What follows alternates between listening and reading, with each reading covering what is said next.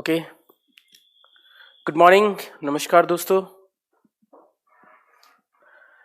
एक कॉन्टेस्ट चल रहा है कैरियर विल पे, जिसको आप देख सकते हैं स्क्रीन पर आ रहा है।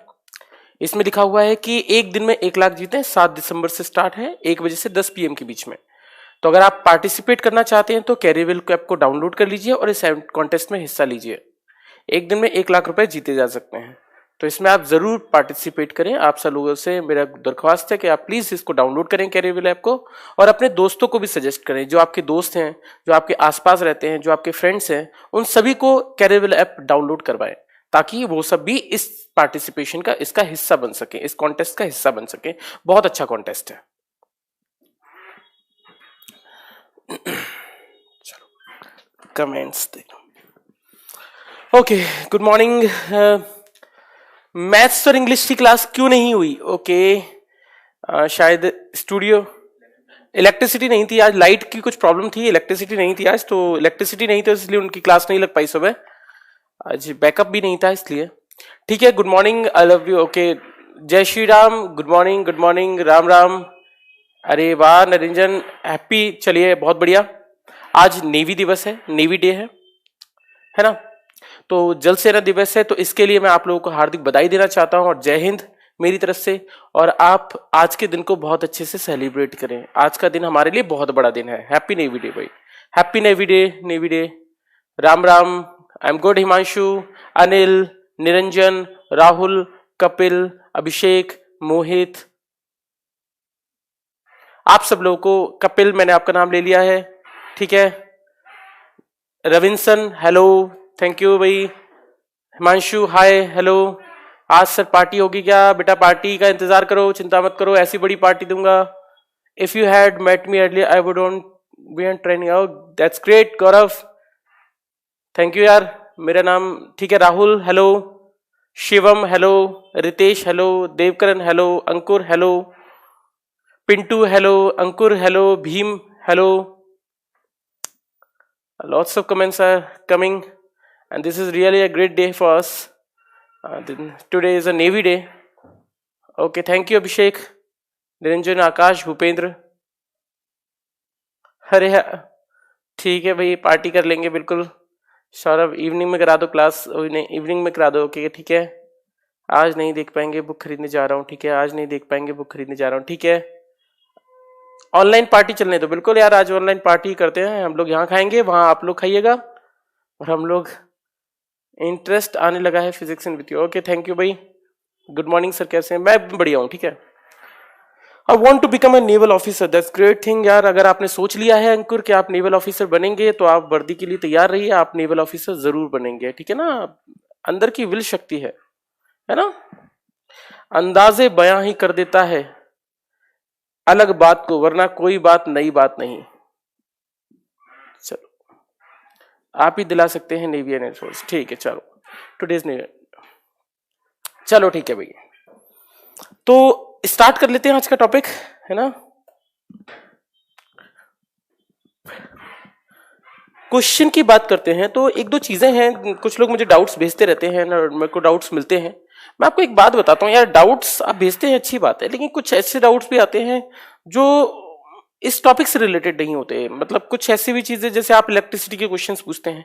मना नहीं कर रहा हूं कि इलेक्ट्रिसिटी के क्वेश्चंस मत पूछिए, मैं ये कहता हूं इलेक्ट्रिसिटी क्वेश्चन पूछ सकते हैं, बट उनको यहाँ पर डिस्कस कर पाना थोड़ा मुश्किल है। मैं उनको सिर्फ व्हाट्सएप पे ही जवाब दे पाऊंगा, उनको क्लास में इतनी जल्दी डिस्कशन नहीं कर पाऊंगा, क्योंकि टाइम बहुत लिमिटेड है। तो ज्यादा अच्छा यह होगा कि हम यहां पर उन्हीं टॉपिक्स को लें जिन टॉपिक्स को हम पढ़ाते जा रहे हैं, क्योंकि मैं मानता हूं कि अगर मैं डाउट कोई क्वेश्चन कराता हूं, कोई चीज कराता हूं, तो मैं मानता हूं कि आपको बुक के उसके सवाल होने चाहिए। मैक्सिमम क्वेश्चन होने चाहिए जिसमें बहुत ज्यादा कोई ट्रिक का इस्तेमाल नहीं किया है, या बहुत ज्यादा कोई अलग से कंसेप्ट का इस्तेमाल नहीं किया, तब तक आपके क्वेश्चंस होने चाहिए। तो आप कोशिश करो कि आप हर किसी चीज को करते जाओ, ठीक है ना? बाकी जितने भी डाउट्स आते हैं, मैं उन क्वेश्चंस को पढ़ता हूं। ऐसा नहीं है कि मैं अगर किसी चीज का आंसर नहीं दे पाता हूं व्हाट्सएप पे, तो इसका मतलब मैं क्वेश्चन को पढ़ता नहीं हूं। आपके हर क्वेश्चन को पढ़ता हूं और हर क्वेश्चन के जवाब देने की कोशिश करता हूं। कुछ क्वेश्चंस ऐसे हो जाते हैं जिनको मैं जवाब नहीं देता, क्योंकि उन क्वेश्चन या तो इर्रेलेवेंट होते हैं, आपके काम के नहीं होते हैं, या फिर मुझे लगता है कि टॉपिक्स इस टॉपिक के नहीं है, तो मैं उनको बताऊंगा आगे चलकर, तो उनको अभी बताने का कोई मतलब नहीं है। तो मैं उन डाउट्स को लेते जाता हूं। एक आपका ग्रुप है, आप लोगों ने बनाया है टारगेट एयरफोर्स के नाम से, तो टारगेट एयरफोर्स का नाम का बुक बहुत अच्छा है, उसमें जो आपने ग्रुप बनाया है उसमें क्वेश्चंस डालते हो और मुझे बहुत अच्छा लगता है कि आप क्वेश्चंस डालते हो उसमें। आप क्वेश्चंस करिए, व्हाट्सएप पे ही बना हुआ है ग्रुप, हिमांशु व्हाट्सएप पे ग्रुप बना हुआ है एक टारगेट एयरफोर्स के नाम से, है ना। तो टारगेट एयरफोर्स वाले ग्रुप में आप ले सकते हो, ठीक है। हाय अमीय। तो उस ग्रुप में एक क्वेश्चन डाला गया था कल, मैं उस क्वेश्चन को डिस्कस कर लेता हूं। क्वेश्चन बहुत अच्छे थे जो क्वेश्चन डाले गए थे, मैथ्स के क्वेश्चन तो मेरे को नहीं पता, बट फिजिक्स के क्वेश्चन अच्छे डाले गए थे, ठीक है।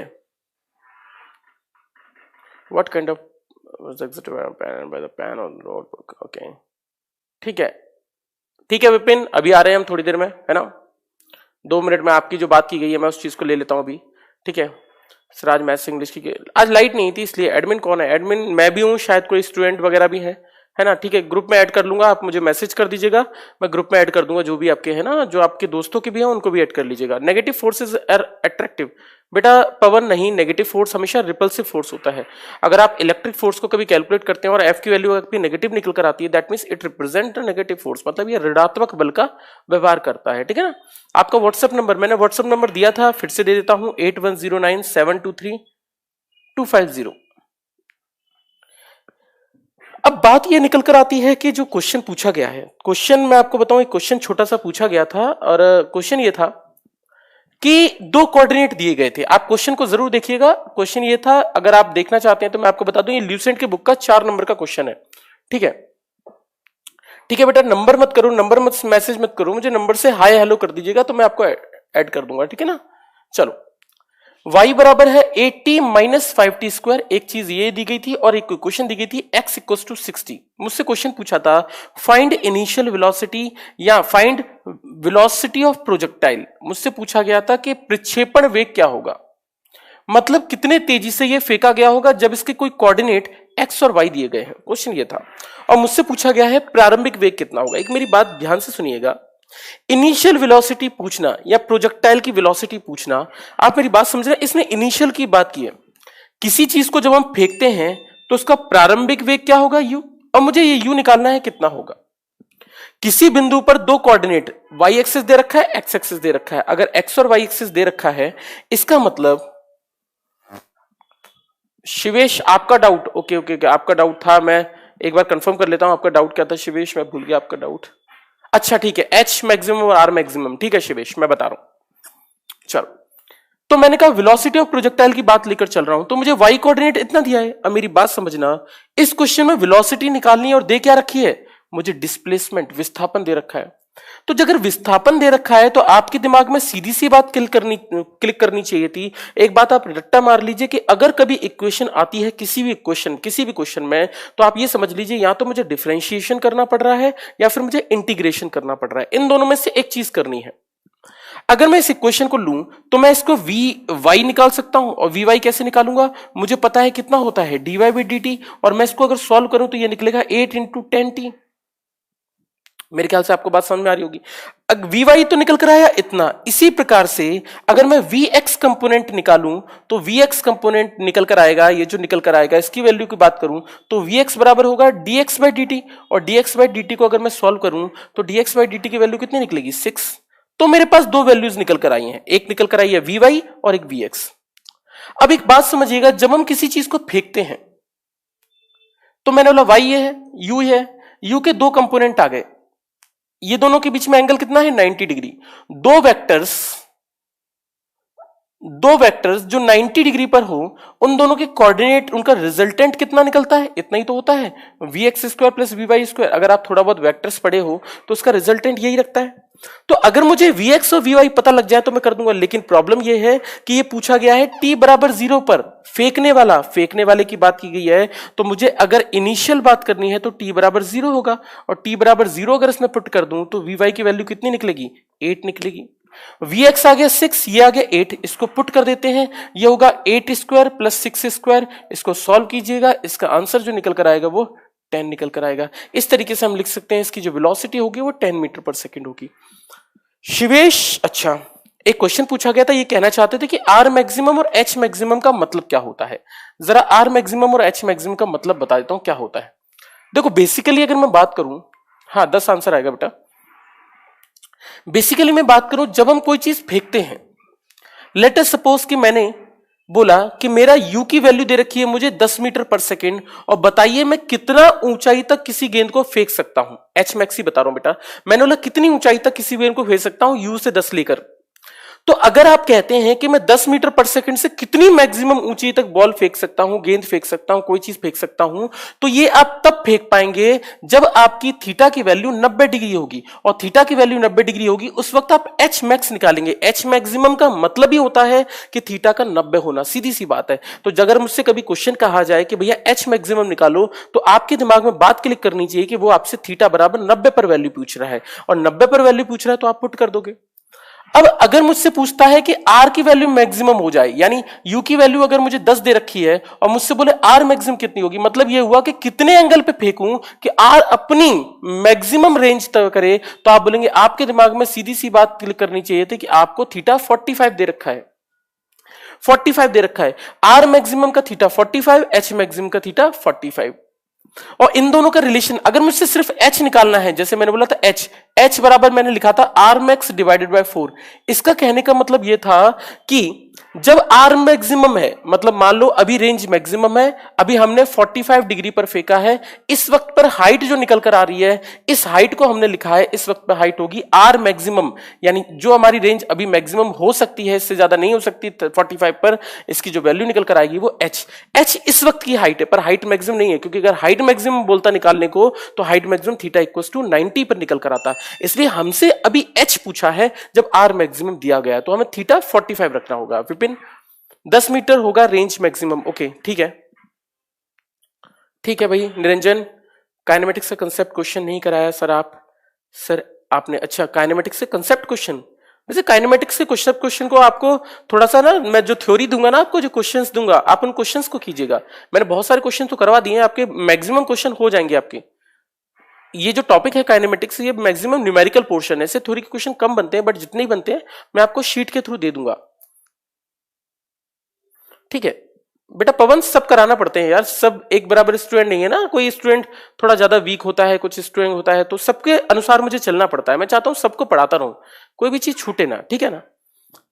कंसेप्चुअल क्वेश्चन भी मैं सब कराता हूं, मैं कोई क्वेश्चन नहीं छोड़ता हूं, जितने भी क्वेश्चन मुझसे बन सकते हैं। हाँ, मैं इतना चाहूंगा कि अगर आप पे कोई क्वेश्चन नहीं बनता है तो आप व्हाट्सएप कर दीजिए, अगर वो क्वेश्चन अच्छा होगा तो मैं जरूर एक्सप्लेन करूंगा, ठीक है, वो क्वेश्चन मैं जरूर एक्सप्लेन करूंगा। ऐसे ही एक बात क्वेश्चन और पूछा था एक बंदे ने, और एक बंदे ने क्वेश्चन पूछा था कि अगर मान लीजिए कोई ट्रेन चल रही है और ट्रेन चलते में मैंने कोई पत्थर फेंका, तो अगर ट्रेन की स्पीड 5 मीटर पर सेकंड की कांस्टेंट वेलोसिटी है, एक समान वेग है, 5 मीटर पर सेकंड एक समान वेग है, और क्वेश्चन पूछा है अगर उसका त्वरण है, उसका एक्सीलरेशन दे रखा है 2 मीटर पर सेकंड स्क्वायर, तो बताइए इन दोनों में कितना टाइम लगेगा। एक बात मेरी समझिए, जब हम ट्रेन के बाहर से, ट्रेन के अंदर से कोई पत्थर फेंकते हैं, ट्रेन के अंदर से कोई पत्थर फेंकते हैं, तो वास्तविकता में पत्थर जाता तो नीचे है, और मुझे यह बताना है कि कितना टाइम लगा, तो चाहे ट्रेन कितनी भी स्पीड से चल रही हो, कितनी भी एक्सीलरेशन से चल रही हो, कितनी भी वेलोसिटी से, कितनी भी एक्सीलरेशन से, यानी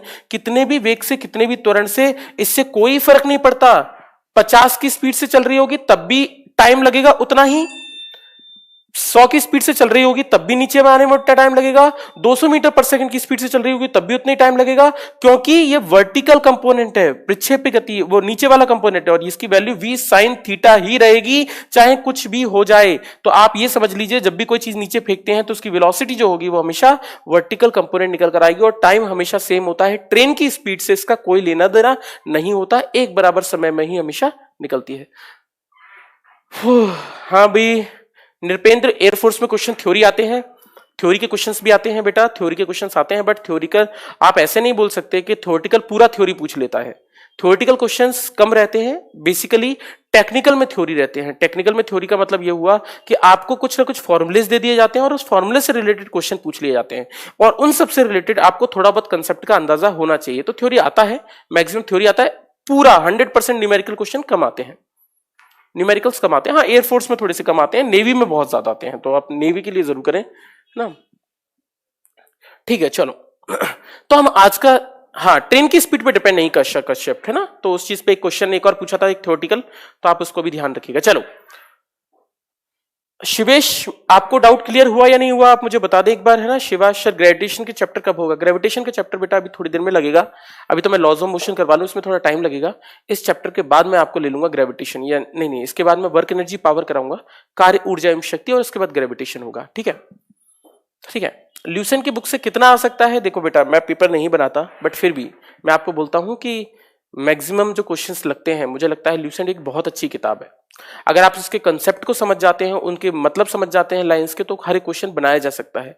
ल्यूसेंट एक बुक है और उस बुक में पूरा 11 to 12 का ढंग से एक्सप्लेन किया है, तो आप मैक्सिमम क्वेश्चन उसमें से अटेम्प्ट कर सकते हैं और मान सकते हैं कि मैक्सिमम आते हैं। आप ऐसे एक्सपेक्टेशंस मत कीजिए कि पेपर एज इट इज फंसता है। वो लोग ल्यूसेंट की बुक थोड़ी ना बैठा के क्वेश्चन लिखते हैं कि भाई ल्यूसेंट की बुक से क्वेश्चन लिखना है, ऐसा नहीं। वो क्वेश्चन अलग अलग जगह से डालते हैं। ठीक है, ठीक है। लेकिन बीच में स्टूडेंट कमेंट कर देता है बेटा, अगर मैं स्टूडेंट कमेंट कर देता है तो उनके जवाब देने पड़ेंगे। चलो कोई नहीं, ठीक है। तो अभी हम स्टार्ट करते हैं अपना नया टॉपिक, और नया टॉपिक का नाम है, चलो ठीक है अभी थोड़ा इंतजार करो।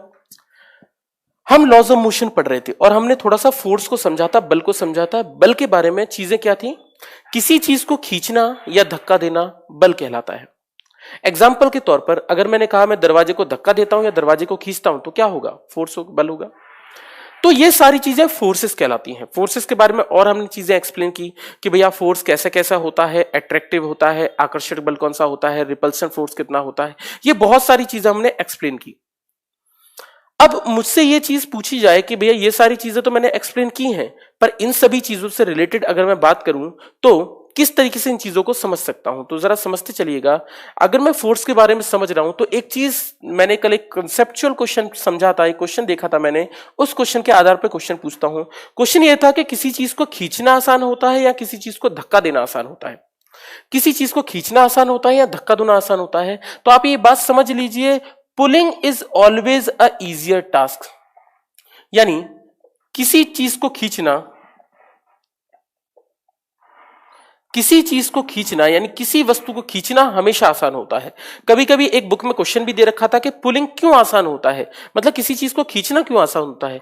Pulling is easier task because normal reaction decreases, यानी प्रतिक्रिया बल घट जाता है। अब ये प्रतिक्रिया बल क्या होता है मैं आपको बता रहा हूं थोड़ी देर में। बिकॉज नॉर्मल रिएक्शन डिक्रीजेस, प्रतिक्रिया बल घट जाता है, प्रतिक्रिया बल घट जाता है। तो याद रखिए, अगर क्वेश्चन पूछा जाए कि भैया किस चीज को खींचना आसान है या धक्का देना, तो आपको टिक करना होगा कि किसी वस्तु को खींचना यानी pulling is always a easier task, यानी किसी चीज को खींचना हमेशा आसान होता है। अब बात करते हैं, हम उसी पॉइंट्स पर लौट कर आते हैं। हम पॉइंट्स लिख रहे थे, मेरे ख्याल से 6वां पॉइंट होगा, मुझे नहीं पता कल के कहां खत्म किया था, लेकिन फिर भी। तो आपने कहा और कौन से बल होते हैं? एक अभी थोड़ी देर क्वेश्चन पूछा गया था, मैं फिर से बता देता हूं। जब भी हम कोई चीज रखते हैं, जैसे मैंने कहा कि कोई वस्तु जमीन पर रखी है, इस जमीन पर रखने पर एक दो टाइप के फोर्स और पड़ते हैं। नीचे की तरफ एक बल लगता है और नीचे की तरफ एक बल लगता है, इसको हम mg कहते हैं। वास्तविकता में फोर्स mg कहलाता है। इसको हम नाम देते हैं, इसको वेट भी कह सकते हैं। तो वेट भी क्या है? एक तरह का फोर्स है, और वेट की यूनिट क्या होगी? तो इसकी भी यूनिट क्या होगी? न्यूटन ही होगी। तो एक बल और आता है, इसको हम बोलते हैं ये। इस ब्रह्मांड में कभी भी एक फोर्स एक्ट नहीं कर सकता। एक बात आप समझ लीजिए, अगर कभी क्वेश्चन पूछा जाए कि किसी बॉडी पर एक फोर्स लग रहा है, क्या वो एग्जिस्ट कर सकता है, क्या ऐसा हो सकता है? तो नहीं, ऐसा नहीं हो सकता। किसी भी बॉडी में एक फोर्स यानी सिंगल फोर्स, यूनिफोर्स कभी नेवर एग्जिस्ट। ऐसा हो ही नहीं सकता कि अकेला mg लग जाए, ऐसी पॉसिबिलिटी नहीं है। इस ब्रह्मांड का एक रूल है कि अगर एक्शन होगा, अगर एक बल होगा तो उसके विपरीत में दूसरा बल होगा ही होगा, यानी उसके अपोजिट में एक फोर्स होगा ही होगा। और ऊपर लगने वाला जो बल होता है, इसको हम नाम देते हैं रिएक्शन फोर्स, हिंदी में इसको नाम देते हैं रिएक्शन फोर्स, हिंदी में प्रतिक्रिया बल कहते हैं, या प्रतिक्रिया बल या नॉर्मल रिएक्शन भी कहते हैं, प्रतिक्रिया बल। तो आप समझ लीजिए, हमारे पास दो तरह के फोर्सेस निकल कर आए हैं। एक हमारे पास आर, जिसको कुछ लोग एन बोल रहे हैं, ठीक है, एन या नॉर्मल रिएक्शन या फिर रिएक्शन फोर्स यानी अभिलंब या फिर प्रतिक्रिया बल। और नीचे मेरा mg आया, तो मेरे पास दो फोर्स और निकल कर आ गए। एक बल होता है जिसको हम वेट कहते हैं, और एक और होता है जिसको हम रिएक्शन फोर्स कहते हैं, यानी प्रतिक्रिया बल कहते हैं। एक बल और आती है हमारी फिजिक्स में, और इसको हम कहते हैं टेंशन। टेंशन मतलब होता है तनाव, टेंशन मतलब तनाव। इसका मतलब जैसे मैंने कहा कि एक वस्तु है, इसमें mg का लग रहा है नीचे की साइड, तो बेटा एक्शन हो रहा है तो रिएक्शन फोर्स ऊपर होगा, पर ये चीज तो हवा में लटक रही है ना, और हवा में लटक रही है तो उसमें रिएक्शन फोर्स किसके रूप में होगा, तो ये होगा टेंशन के रूप में। टेंशन को हिंदी में कहते हैं तनाव, ये तो आप जानते होंगे, टेंशन तनाव। इसका मतलब ये हुआ कि जो तनाव है ये तीसरे टाइप का फोर्स है, और इस टेंशन को भी हम आगे चल के निकालेंगे। इन सभी के बारे में चर्चा करेंगे कि कौन से फोर्स होते हैं और किस तरीके से इन चीजों को एक्सप्लेन किया जाता है। इसको हम टेंशन निकाल कर चलेंगे, और इन तीनों की यूनिट क्या होगी, इन तीनों की यूनिट न्यूटन से ही हम पढ़ेंगे। ऐसे फोर्सेस को हम बहुत तरीके से एक्सप्लेन करते हैं, और इन्हीं चीजों के बारे में हम पूरी चर्चा करेंगे। अभी तक हमने फोर्स का इंट्रोडक्शन लिया था कि फोर्स कैसे होता है, क्या क्या होता है, क्या चीजें होती हैं, इन सब चीजों को हम एक्सप्लेन करेंगे। लेकिन इनको पढ़े इससे पहले हम आगे थोड़ा सा इंट्रोडक्शन बता दूं, इसको मिटा दूं, ठीक है ना। तो बेटा समझते जाना धीरे धीरे इन चीजों को, धीरे धीरे चीजों को समझते जाना।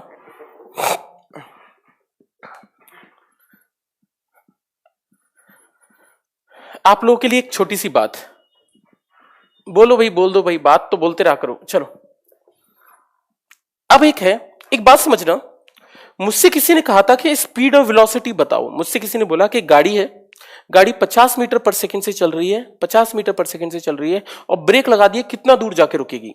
तो आप क्या करते थे, आप इक्वेशन लगा देते थे, v square minus you square बराबर 2s। यानी स्पीड वेलोसिटी निकालने के लिए, चाल और वेग निकालने के लिए, चाल और वेग निकालने के लिए, स्पीड वेलोसिटी निकालने के लिए क्या दी गई थी, इक्वेशंस ऑफ मोशन, गति के समीकरण, है ना। अभी तक हम जो निकालते आ रहे थे। तो फोर्सेस को, बलों को निकालने के लिए भी तो कुछ ना कुछ देना था। तो बलों को निकालने के लिए वास्तविकता में क्या दिया गया, और बलों को निकालने के लिए, फोर्सेस को निकालने के लिए जो चीज दी गई उसका नाम था लॉज ऑफ मोशन। देने वाले का नाम था न्यूटन, इसलिए हम इसे न्यूटन्स लॉज ऑफ मोशन भी कहते हैं। न्यूटन्स लॉज ऑफ मोशन यानी न्यूटन के गति के नियम भी कहते हैं। अब एक बात समझना, न्यूटन के लॉज ऑफ मोशन दिए गए हैं, वास्तविकता में इसे न्यूटन के लॉज कहना नहीं चाहिए था, इसका नाम बोलना चाहिए था लॉज ऑफ फोर्सेस, क्योंकि Newton's laws of motion forces को यानी बलों को एक्सप्लेन करते हैं। जैसे स्पीड वेलोसिटी को कौन एक्सप्लेन करता है, तो आप बोलेंगे इक्वेशंस, वैसे फोर्सेस को, बलों को कौन एक्सप्लेन करता है, न्यूटन्स लॉज ऑफ मोशन। तो वास्तविकता में ये फोर्सेस यानी बलों के नियम है। बात समझते जाना धीरे धीरे, ये बलों के नियम है कि बल आखिर होते क्या है, किस प्रकार से पढ़ते हैं। तो बहुत छोटा सा क्वेश्चन, अब बात करते हैं बेसिक क्वेश्चन की। एसके की किताब में, जो बहुत बेसिक किताब है, एसके की किताब में एक ऐसी चीज दी गई है, क्वेश्चन पूछा गया है कि बल की परिभाषा कौन बताता है। पूछा गया है फोर्स की डेफिनेशन को कौन एक्सप्लेन करता है, आखिर फोर्स होता क्या है। तो जरा इस बात को समझते हैं, फोर्स होते क्या है। देखो भाई, अगर मैं कहता हूं कितने लॉज दिए गए हैं इसके, तो बेसिकली 3 लॉज दिए गए हैं। पहला है फर्स्ट लॉ, फर्स्ट लॉ को हम लॉ ऑफ इनर्शिया भी कहते हैं, हिंदी वालों के लिए पहला नियम, या फिर इसको जड़त्व का नियम भी कहते हैं। जड़त्व का नियम, ये आपने जरूर सुना होगा कभी ना कभी, शायद आपने सुना हो। दूसरा नियम सेकंड लॉ, हम आपको जानेंगे कि क्या होता है, क्या बोलते हैं इसको, सब आनेंगे। और इसके बाद एक लॉ और दिया गया है, इसका नाम है थर्ड लॉ।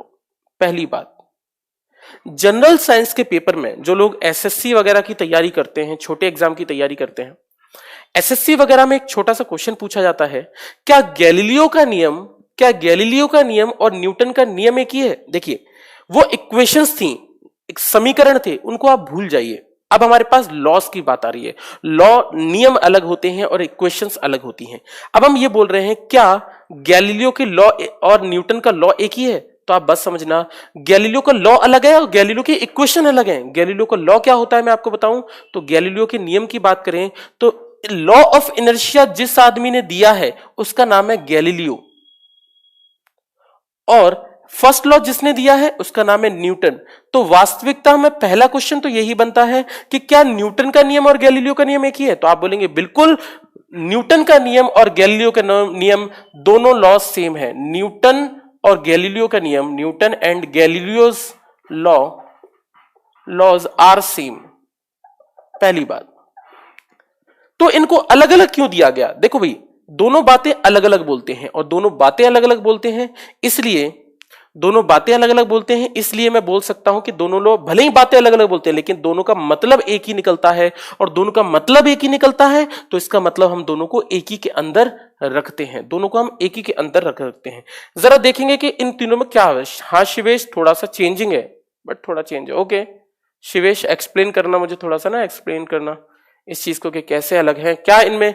मैं आपसे जानना चाहूंगा शिवेश कि आप कैसे बता सकते हैं जब तक कि बाहरी बल आरोपित ना हो। ओके चलो ठीक है, चलो दोनों एक ही। हाँ, अगर एग्जाम में अगर ऐसा कोई क्वेश्चन पूछा जाता है तो आप इसका आंसर हमेशा सेम ही लगाएंगे, ठीक है। बट इसकी कुछ लिमिटेशंस हैं, जैसे एक स्टूडेंट शिवेश कह रहा है लिमिटेशंस है।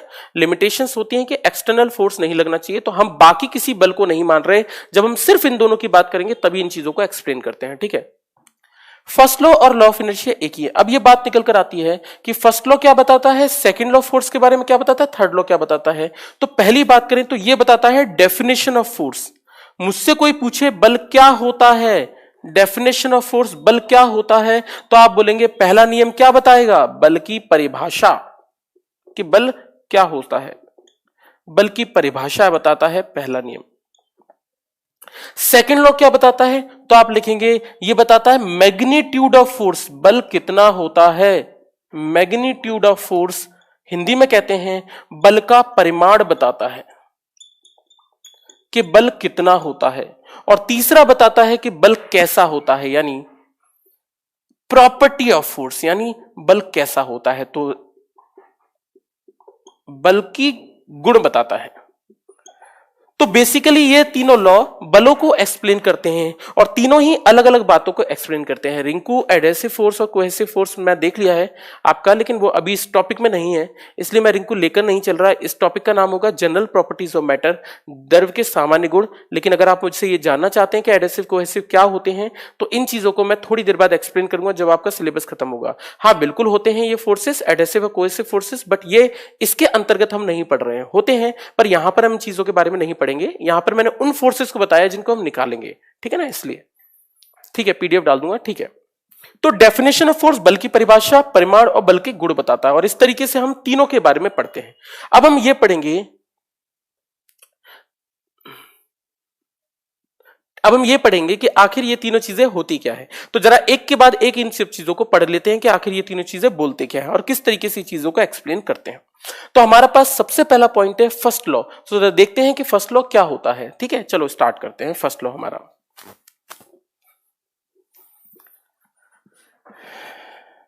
चलो फर्स्ट लॉ जरा देखते हैं कि क्या होगा।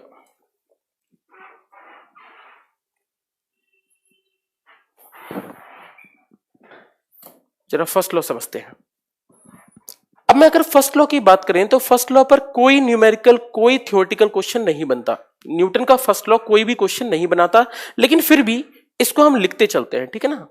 जरा इसके लॉ के बारे में लिख लीजिएगा। मैं इसके बारे में डायरेक्टली लिख लेता हूं, डायरेक्टली ये लिख लेता हूं कि इसके लॉ का क्या कहता है। आपने इसकी डेफिनेशन ये है, परिभाषा, यदि कोई वस्तु गति में है तो वो गति में रहेगी, यदि कोई वस्तु विराम में है तो वो विराम में रहेगी, जब तक कि बाहरी बल ना लगाया जाए। कहने का मतलब ये हुआ, if a body is in motion, will remain in motion, if a body in rest, will remain in rest, unless and until it is compelled by some external force। 8वीं क्लास की डेफिनेशन है, 8वीं 9वीं class में हम इस चीज को पढ़ते हैं और बहुत आसान सी डेफिनेशन है, इसको दोबारा से पढ़ते हैं। डेफिनेशन ये है, यदि कोई वस्तु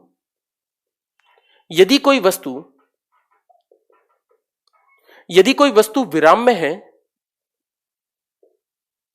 तो वह विराम में रहेगी, यदि कोई वस्तु विराम में है तो वह विराम में रहेगी, और यदि कोई वस्तु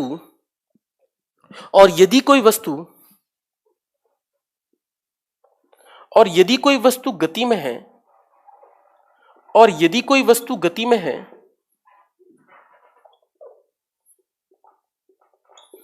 और यदि कोई वस्तु गति में है तो वह गति में रहेगी, जब तक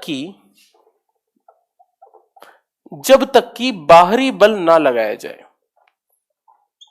जब तक कि बाहरी बल ना लगाया जाए, जब तक कि बाहरी बल ना लगाया जाए। तो देख रहे हैं, एक बहुत छोटी सी बात है, आप समझना। अगर मैंने कभी किसी बॉल को, किसी वस्तु को मैंने जमीन पर रख दिया तो वो अनंत काल तक ऐसी ही एक ही जगह पर बनी रहेगी, और इसी प्रकार से अगर मैंने किसी वस्तु को चला दिया तो वो अनंत काल तक चलती चली जाएगी। अनंत काल मतलब होता है इनफाइनाइट ईयर्स तक चलेगी, जब तक कि रुकी हुई बॉल को चलाने के लिए बल ना लगाऊं और चलती हुई चीज को रोकने के लिए बल ना लगाऊं। मेरी बात समझना, कहने का मतलब ये हुआ कि फोर्स की डेफिनेशन ये दे रहा है कि बल कोई ऐसी चीज है जो रुकी हुई चीज को चला देता है या चलती हुई चीज को रोक देता है। यानी ये बल की परिभाषा बताता है। बल किसी चीज की अवस्था को चेंज कर सकता है, पोजीशन को चेंज कर सकता है। पोजीशन मतलब रेस्ट को मोशन में ला सकता है, मोशन को रेस्ट में ला सकता है। इस तरीके से ये बल की पहली परिभाषा देता है। अगर मैं और चीजों को एक्सप्लेन करूं तो बात समझना, आप कहेंगे कि भैया ऐसा तो नहीं होता, अगर मैं किसी बॉल को धड़का देता हूं तो वो तो बॉल रुक जाती है। भैया बॉल रुकती जरूर है, लेकिन उस बॉल को रोकने के लिए आप बल लगाते हैं और उस बल का नाम होता है, उस फोर्स का नाम होता है फ्रिक्शनल फोर्स यानी घर्षण बल। अगर जमीन में घर्षण ना होता, फ्रिक्शन ना होता, फ्रिक्शन लेस होता, घर्षण रहित होता, तो ये वस्तु अनंत तक नहीं रुकती। सही सीधी सी बात है, घर्षण होता है। इस ब्रह्मांड में प्रैक्टिकली अगर बात की जाए तो परफेक्ट प्लेन सरफेस यानी घर्षण रहित सरफेस पाना असंभव है। लेकिन अगर आप इसको एग्जाम्पल से समझना चाहते हैं तो आप एग्जाम्पल से भी इस चीज को समझ सकते हैं। उदाहरण के तौर पर, क्या आपने कभी सोचा है कि पृथ्वी घूमते घूमते रुक क्यों नहीं जाती? पृथ्वी घूमते घूमते रुक क्यों नहीं जाती?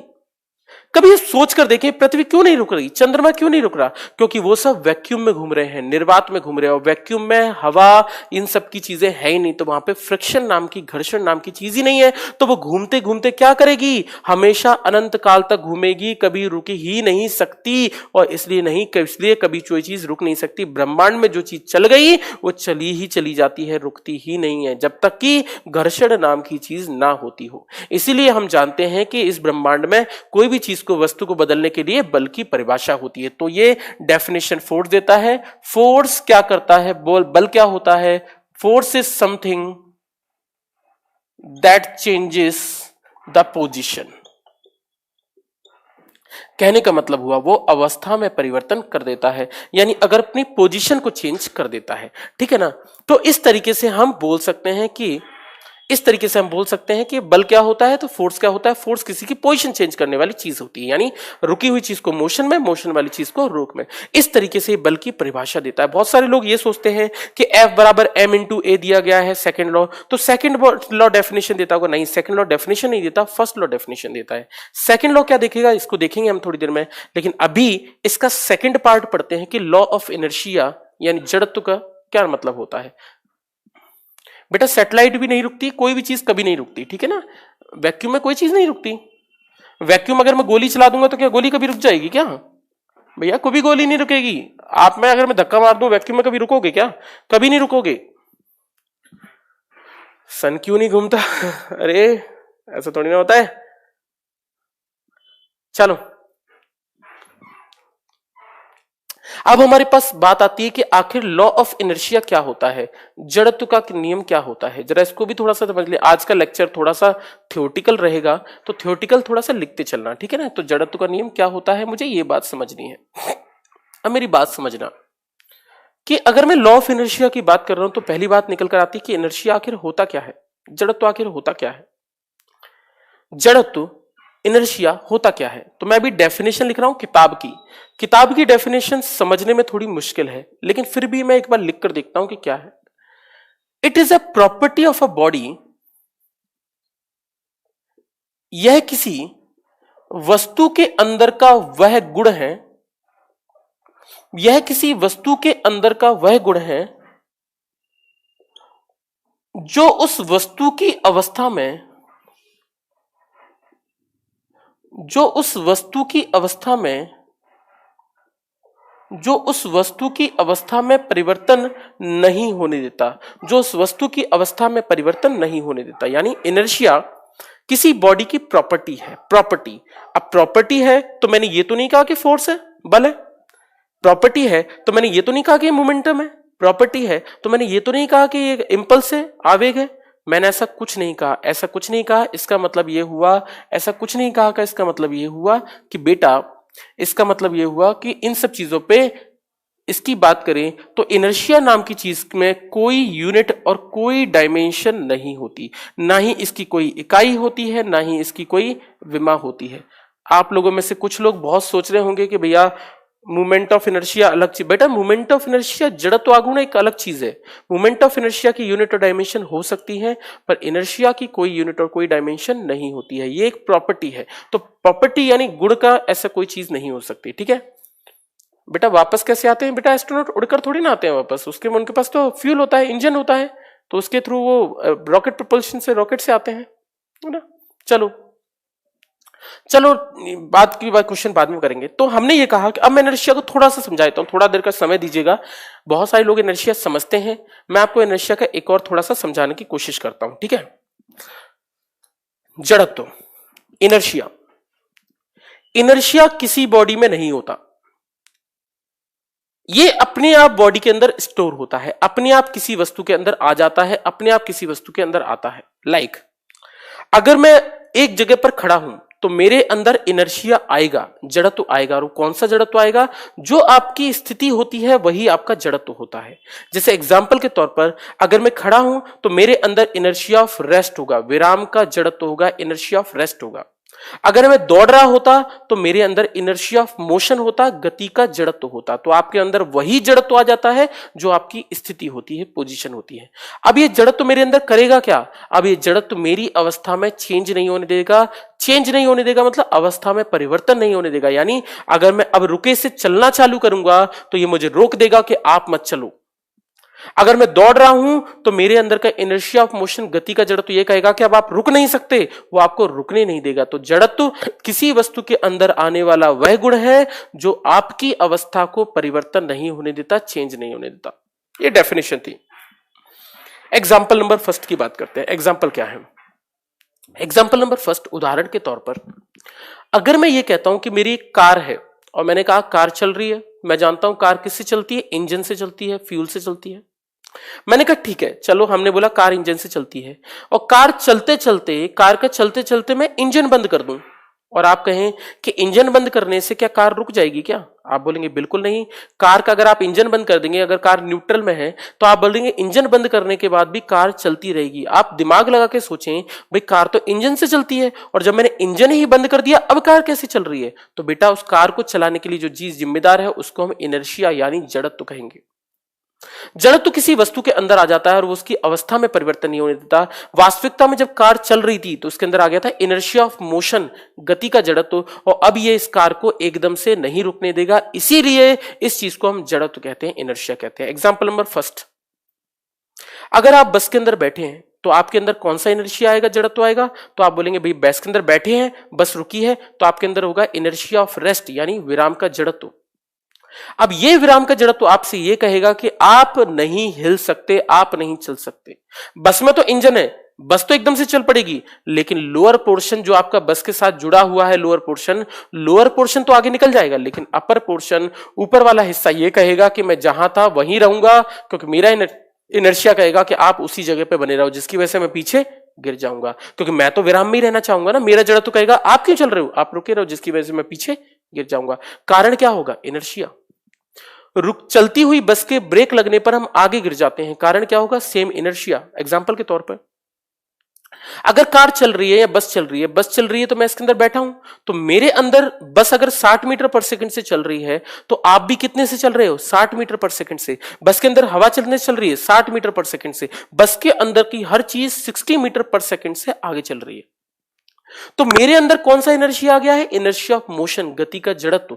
और गति का जड़त्व ये कहेगा कि आप नहीं रुक सकते, भले ही कुछ भी हो जाए। तो अगर बस एकदम से ब्रेक लगा देगी तो बस तो रुक जाएगी, लेकिन मेरे अंदर का जड़त्व कहेगा कि आप मत रुको, आप तो चलते रहो, जिसकी वजह से मुझे आगे गिरा देगा। तो चलती हुई बस के अचानक से रुकने पर हम आगे गिरते हैं, कारण जड़त्व होगा, इनर्शिया होगा। तो ऑब्वियस सी चीज है, जितनी भी चीज की बात करें तो इनर्शिया मतलब होता है किसी बॉडी के अंदर की वो प्रॉपर्टी जो उसकी पोजीशन में चेंज नहीं होने देती। चादर को झाड़ने पर मिट्टी अलग हो जाती है। आप सोच के देखो, जब आप चादर पकड़ते हो तो चादर पे जो धूलकण होते हैं, डस्ट पार्टिकल्स होते हैं, वो क्या होते हैं, रेस्ट में होते हैं, विराम स्थिति में होते हैं।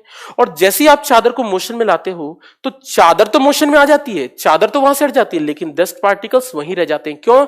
डस्ट पार्टिकल्स के अंदर इनर्शिया ये कहता है कि आप जहां पर थे वहीं बने रहो, तो वहीं रह जाते हैं, और चादर वहां से अलग हो जाती है। तो कैसे अलग होती है? तो इसका आंसर भी इनर्शिया होगा। बिस्तर को पीटने पर मिट्टी अलग हो जाती है, कारण सेम। आप सोच के देखो, अगर बिस्तर रुका हुआ है तो ऊपर डस्ट पार्टिकल्स, धूलकण क्या है, विराम स्थिति में। ये विराम स्थिति में है तो इनका इनर्शिया ये कहेगा कि आप रुके रहो, आप मत चलना। और आप एकदम से डंडा लेकर मारेंगे तो बेड एकदम से नीचे चला जाएगा, लेकिन धूलकण तो वहीं रह जाएंगे क्योंकि वो तो रेस्ट में रहेंगे। तो किससे अलग होंगे? इनर्शिया की वजह से। पेड़ पौधों को हिलाने से मिट्टी, वो पत्ते वत्ते टूट जाते हैं, कारण सेम कारण। अगर पत्ते कमजोर या फूल फ्रूट कमजोर लगा हुआ है तो अगर वो रेस्ट में है तो वो तो विराम में ही रहना चाहेगा, और आप एकदम से उसको ऐसे हिला देंगे तो पेड़ तो मोशन में आ गया लेकिन वो तो विराम में रहेगा, तो वो वहीं रह जाएगा, और पेड़ वहां से हट जाएगा तो क्या हो जाएगा? टूट जाएगा। इन सभी का कारण हम अपनी डेली लाइफ में इनर्शिया यानी जड़त्व को ही मानते हैं। चलती हुई ट्रेन से उतरते वक्त हमें दौड़ना पड़ता है, ऑब्वियस ही चीज है। ट्रेन अगर चल रही है तो मैं भी मोशन में हूं, मैं भी गति में हूं, और मेरे अंदर कौन सा आएगा? Inertia of motion. और इनर्शिया ऑफ मोशन कहेगा कि आप रुक नहीं सकते, और अगर आप रुक नहीं सकते तो ट्रेन से उतरोगे तो आपको उसकी डायरेक्शन में भागना पड़ेगा, क्योंकि आपका इनर्शिया आपको रुकने नहीं देगा, और अगर आप रुकने का प्रयास करेंगे तो आपका मुंह फूट जाएगा। इसीलिए आपको उसी डायरेक्शन में चलते रहना चलेगा। तो इसी कारण हम बोल सकते हैं कि इनर्शिया किसी वस्तु के अंदर आने वाला वह गुण है जो आपकी स्थिति में परिवर्तन नहीं होने देता, आपकी अवस्था को बदलने नहीं देता, रेस्ट को रेस्ट में रखता है और विराम को विराम में रखता है, और रेस्ट को रेस्ट में रखता है और मोशन को मोशन में रखता है। इसको हम इनर्शिया यानी जड़त्व कहकर चलते हैं। तो यही मेरी बात निकल कर आती है, और इसको हम जड़त्व के नाम से एक्सप्लेन करते हैं।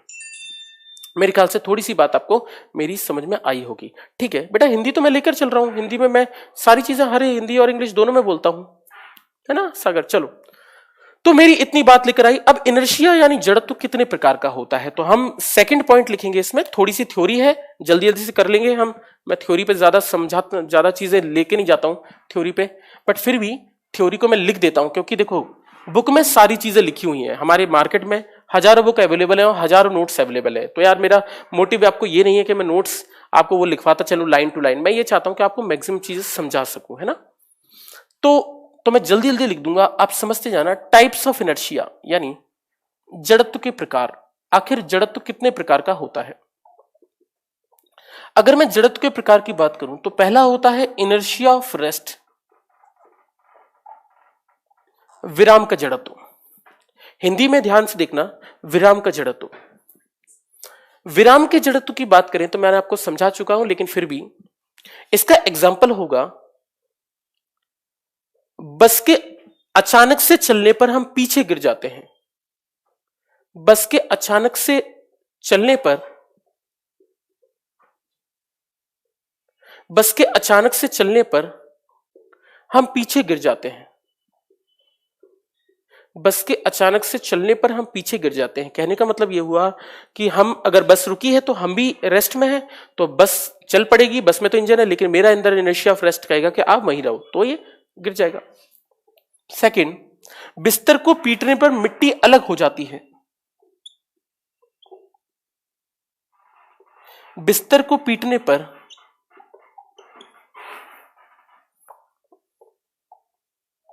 मिट्टी अलग हो जाती है। बिस्तर को पीटने पर मिट्टी अलग हो जाती है, तो बिस्तर को पीटने पर मिट्टी अलग हो जाती है। ये दोनों पढ़ चुके हैं हम। सेकंड, इनर्शिया ऑफ मोशन यानी गति का जड़त्व। तो जो बॉडी मोशन में है मोशन में रहेगी, एग्जाम्पल के तौर पर गति में है तो गति में रहेगी। बस के अचानक से रुकने पर हम आगे गिर जाते हैं। बस के अचानक से रुकने पर, बस के अचानक से रुकने पर, बस के अचानक से रुकने पर हम आगे गिर जाते हैं। तो क्यों? इनर्शिया की वजह से, इनर्शिया ऑफ मोशन की वजह से। अगला अगला चलती हुई ट्रेन से उतरते वक्त हमें दौड़ना पड़ता है।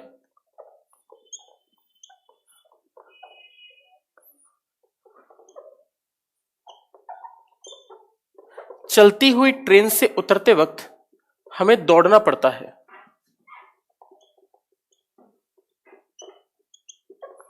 चलती हुई ट्रेन से उतरते वक्त हमें दौड़ना पड़ता है। इंग्लिश में शायद आपको समझना हो रहा हो, लिखवा दूं, we have to run while stepping down from running train. चलती हुई ट्रेन से उतरते वक्त हमें दौड़ना पड़ता है। ये शायद आपको समझ में आई होगी। तीसरी बात, एक और इनर्शिया होता है जिसको हमने शायद ना सुना हो सकता है कुछ लोगों ने सुना हो सकता है कुछ लोगों ने और ना सुना हो, लेकिन बेटा एक और इनर्शिया होता है और इस इनर्शिया का नाम होता है, तीसरे टाइप का इनर्शिया, इसको बोलते हैं इनर्शिया ऑफ डायरेक्शन, यानी दिशा का जड़त्व। दिशा का जड़त्व, दिशा का जड़त्व। देखो, जड़त्व मतलब हम समझ चुके हैं, जड़त्व किसी वस्तु के अंदर का वह गुण है जो उसकी अवस्था में परिवर्तन नहीं हो सकता। यह भी एक हमारा बहुत अच्छा कंसेप्ट है जिसमें हम बोलते हैं, यानी अगर मैं इनर्शिया ऑफ डायरेक्शन कहता हूं तो इसका मतलब यह हुआ कि कोई वस्तु अपनी दिशा, अपनी डायरेक्शन नहीं बदल सकती, यानी हर बॉडी ये चाहती है कि वो हमेशा एक ही दिशा में चलती रहे। एग्जाम्पल के तौर पर, क्या मैं सीधे भागकर जाऊं और एकदम से मैं लेफ्ट में मुड़ सकता हूं? क्या ऐसा संभव है? तो आप बोलेंगे ऐसा संभव है ही नहीं। क्या फाइटर प्लेन्स जाते जाते एकदम से लेफ्ट में मुड़ जाएगा? क्या संभव ही नहीं। इस ब्रह्मांड में कोई भी चीज एकदम से अपनी दिशा नहीं बदल सकती। क्यों? क्योंकि जब आप सीधे चलते हैं तो आपके अंदर एक चीज आता है, इसको बोलते हैं इनर्शिया ऑफ डायरेक्शन, और दिशा का जड़ तो ये कहता है कि आप अपनी दिशा नहीं बदल सकते, और इसकी वजह से भी हमारे डेली लाइफ में बहुत सारी चीजें होती हैं। एग्जाम्पल के तौर पर, आपने कहा है कि गाड़ी है, एक टायर है मान लो, हमने कहा ये टायर घूम रहा है और टायर के ऊपर मिट्टी लगी हुई है। मेरी बात समझते हैं ना, मिट्टी लगी हुई है। अगर टायर के ऊपर मिट्टी लगी हुई है तो एक बात समझना, जैसे ये टायर घूमेगा तो मिट्टी घूमेगी, लेकिन मिट्टी के अंदर कौन सा स्टोर होगा? इनर्शिया ऑफ डायरेक्शन भी तो स्टोर होगा, यानी दिशा का जड़त्व भी स्टोर होगा। यानी मिट्टी हमेशा ये चाहेगी कि वो कभी गोल ना घूमे, वो हमेशा सीधे ही चलती रहे, क्योंकि उसका इनर्शिया कहेगा कि आप हमेशा सीधे चलो, आप क्यों मुड़ रहे हो? अगर वो ढंग से नहीं चिपकी है तो वो क्या करेगी? हमेशा दिशा बदलना नहीं चाहेगी, और दिशा नहीं बदलना चाहेगी तो वो हमेशा कैसे निकलेगी? हमेशा मिट्टी इससे बाहर निकलने का प्रयास करेगी। इसलिए दुनिया भर में जितनी भी चीजें होती हैं वो हमेशा, जब भी हम कोई चीज गोल घुमाते हैं तो गोल घुमाते हैं तो जैसी रस्सी टूटेगी तो उससे जो पत्थर बंधा हुआ है वो हमेशा कैसे जाएगा? स्पर्शीय तौर पर जाएगा, क्योंकि हर बॉडी, हर वस्तु ये चाहती है कि वो अपनी दिशा ना बदले, इसलिए वो हमेशा इसी तरीके से जाएगी। यहां से मिट्टी कैसे जाएगी? यहां से कैसे जाएगी? यहां से। तो हर वस्तु चाहती है कि वो हमेशा सीधे ही चलती रहे। टेंजेंट बोल दो या टेंजेंशियल, हाँ एग्जैक्टली, स्पर्शीय। 11वीं क्लास में प्रदीप की किताब में एक क्वेश्चन डाल रखा है। क्वेश्चन ये डाल रखा है कि गाड़ी में मडगार्ड का प्रयोग क्यों होता है? तो गाड़ी में मडगार्ड क्यों यूज होता है? मडगार्ड मतलब मिट्टी को जो बचाता है ना, आगे और पीछे लगे होते हैं बाइक में या साइकिल में। तो ये मडगार्ड क्यों प्रयोग होते हैं? इसलिए प्रयोग होते हैं क्योंकि हम जानते हैं दिशा के जड़त्व के कारण, इनर्शिया ऑफ डायरेक्शन के कारण जब मिट्टी बाहर निकलेगी तो वो टेंजेंशियल निकलेगी, स्पर्शी निकलेगी, और जब स्पर्शी निकलेगी तो वो पीछे से मुझे गंदा ना कर दे पीछे से, तो हम पीछे मडगार्ड लगाते हैं, क्योंकि हम जानते हैं टायर से मिट्टी कैसे निकलती है?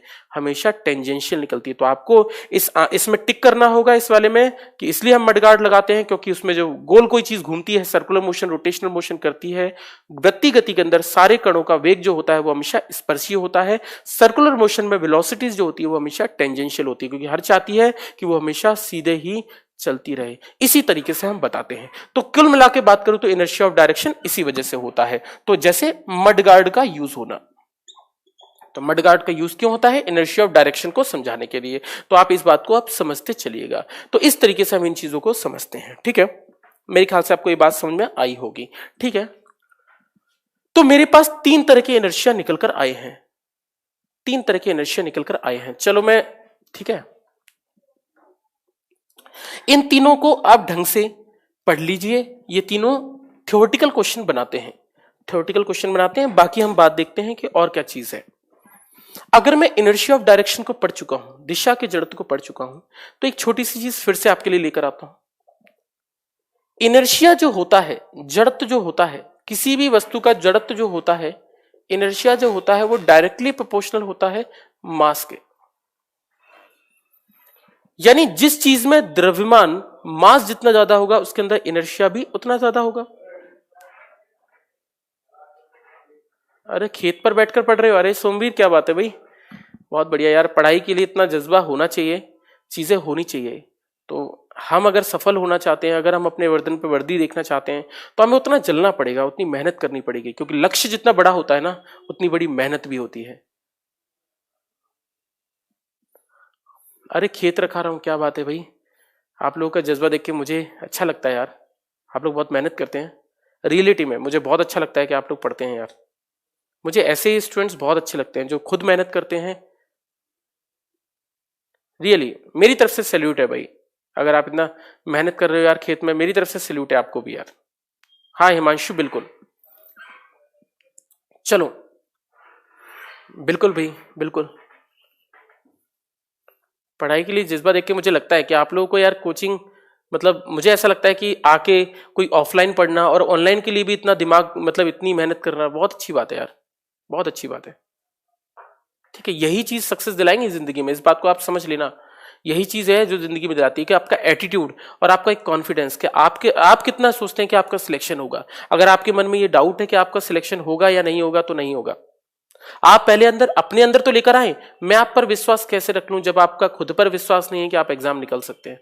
तो पहले आप अपने आप पर विश्वास रखें। दूसरी, मेहनत के लिए लग जाएं, दिन और रात एक कर दें, चाहे कुछ भी हो जाए। अच्छा नेटवर्क भी सही आते हैं, चलो ठीक है।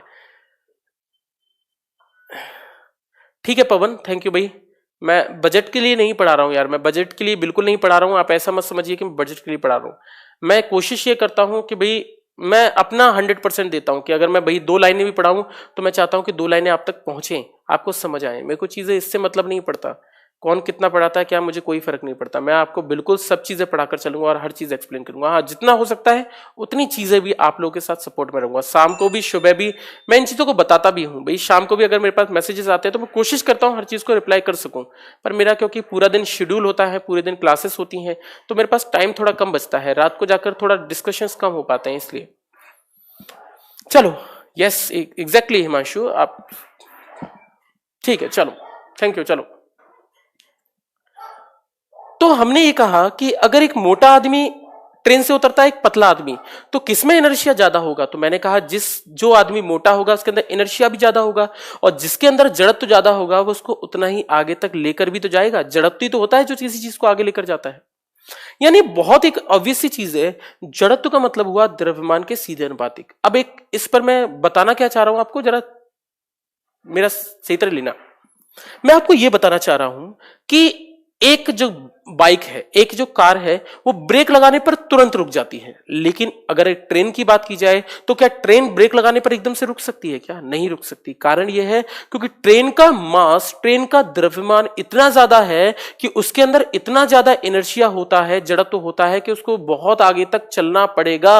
अगर आप उसमें एकदम से ब्रेक लगा दोगे तो उसका जड़त्व इतना ज्यादा है कि वो ट्रेन को पलटा देगा। तो इसीलिए जड़त्व बहुत ज्यादा है। जिसका मास ज्यादा होता है उसका जड़त्व ज्यादा होता है, इसीलिए इनर्शिया ज्यादा होता है। इसलिए ट्रेन को बहुत पहले से रोका जाता है ताकि ट्रेन स्टेशन पर धीरे धीरे आकर रुक सके। एकदम से उसमें ब्रेक नहीं लगाए जा सकते क्योंकि उसका मास बहुत ज्यादा है।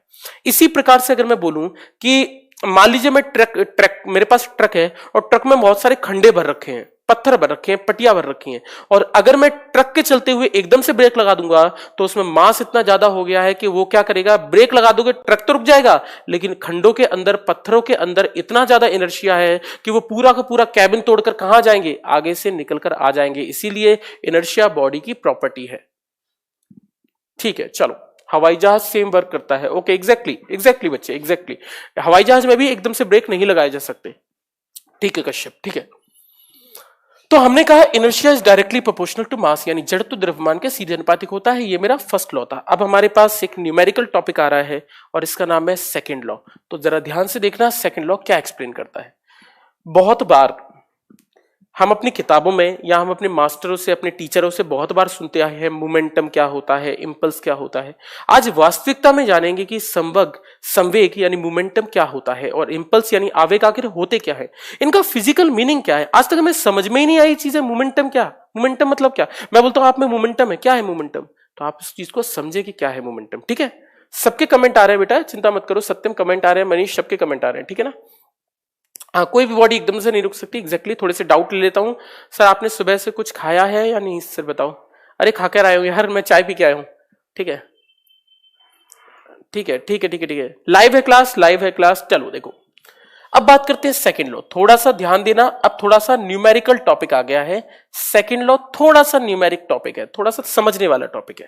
द्वितीय नियम कहते हैं हिंदी में, तो हिंदी मीडियम। सेकंड लॉ क्या कहता है, आप लोगों के लिए एक क्वेश्चन है मेरे पास। क्वेश्चन ये है कि एक बस है और अगर इस बस में मैं धक्का लगा दूं, या मैं ये कहूं कि एक बस है और बस खराब हो गई, हमने बोला चलो भैया बस खराब हो गई।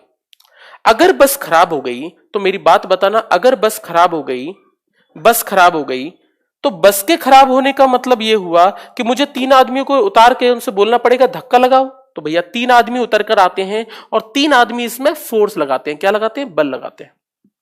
अब जब इसमें ये फोर्स लगाएंगे तो बस कहां चलेगी? आगे चलेगी। अब बस क्या जा रही है? आगे चलती जा रही है। मेरी बात ध्यान से सुनना, बस आगे चलती जा रही है, तो बस आगे चल रही है तो मैं लिख सकता हूं कि इसमें वेलोसिटी होगी, वेग होगा, वेलोसिटी होगी, वेग होगा।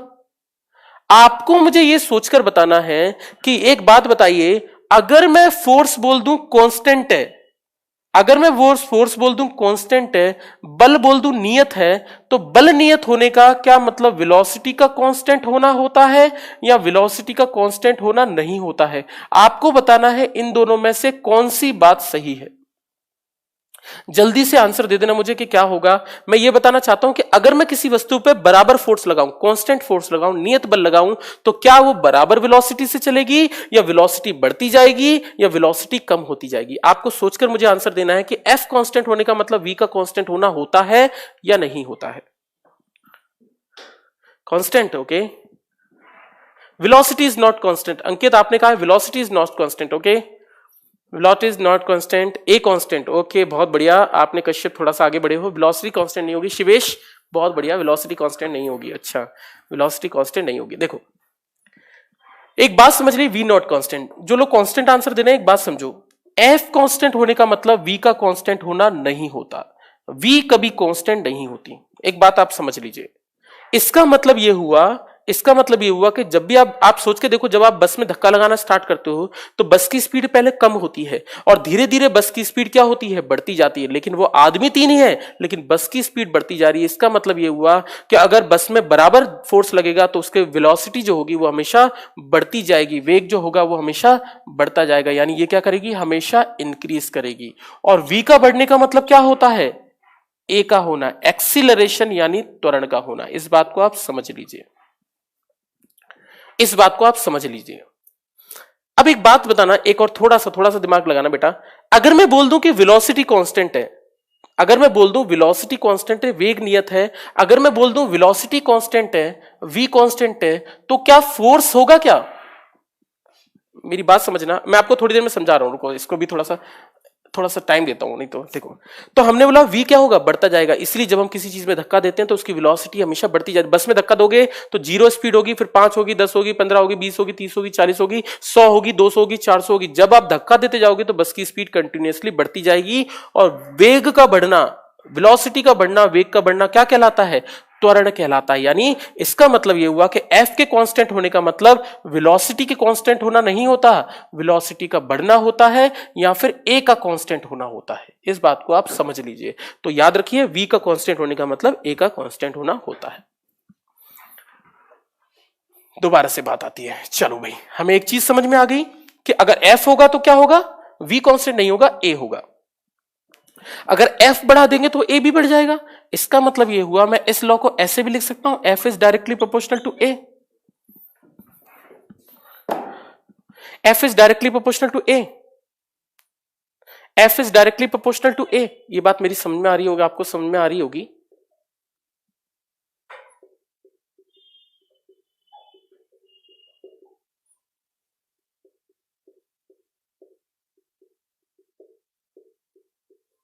हिंदी वालों के लिए, किसी भी वस्तु को सरल रेखा में, किसी भी वस्तु को सरल रेखा में, सीधी रेखा में चलाने के लिए, एक समान वेग से चलाने के लिए किसी बल की आवश्यकता नहीं होती। यानी the force is not required for a body to move in a straight line. अगर किसी वेलोसिटी, आप वेलोसिटी को लगाते हो, v कांस्टेंट हो जाना, v कांस्टेंट होने का मतलब a क्या हो जाना, जीरो।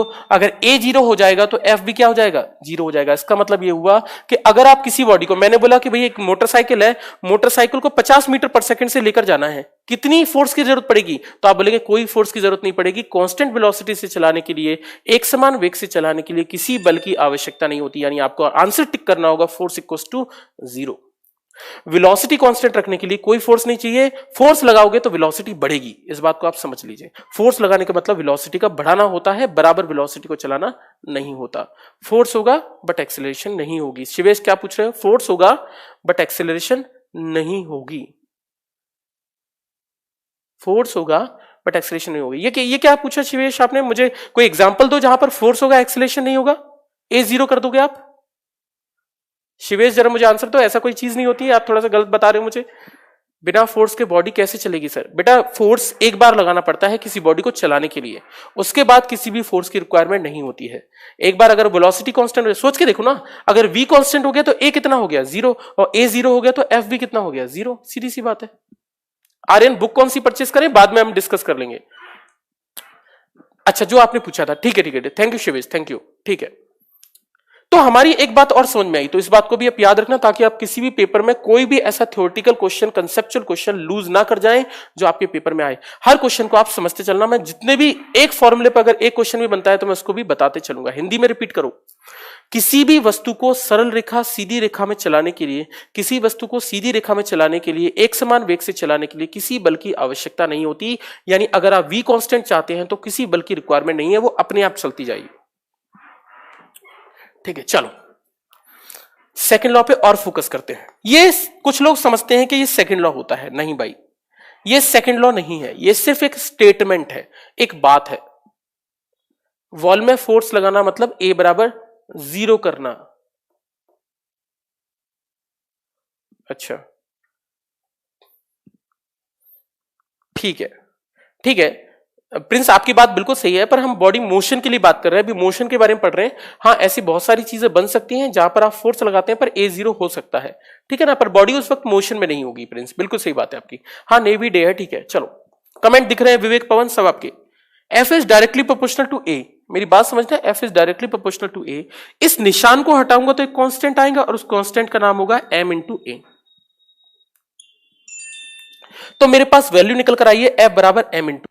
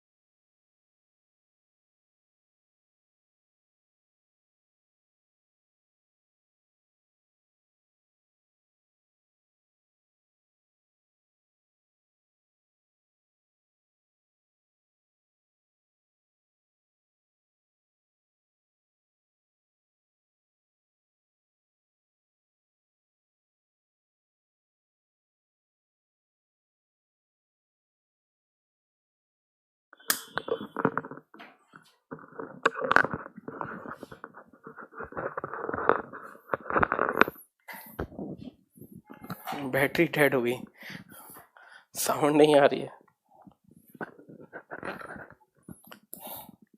चलो साउंड आ रहा है, हेलो, हाँ भाई, ठीक है, आने लगी, चलो ठीक है। तो दोबारा से आते हैं, है ना, कहीं छूट गया है मेरे ख्याल से, ठीक है।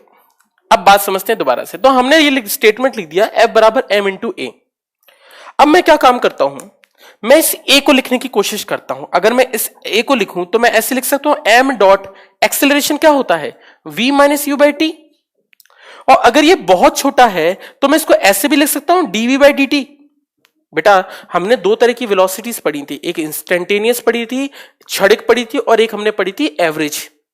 अगर मैं इंस्टेंटेनियस की बात करूं तो मैं इसको dv लिख सकता हूं, dv बाई dt लिख सकता हूं, av को, a को बहुत छोटे के लिए। इसकी वैल्यू निकली m into dv equal dt।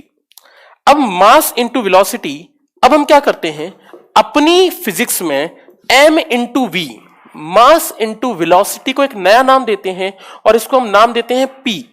p मतलब होता है मोमेंटम। होता क्या है आप बिल्कुल भी लोड मत लेना, मैं आपको बता दूंगा।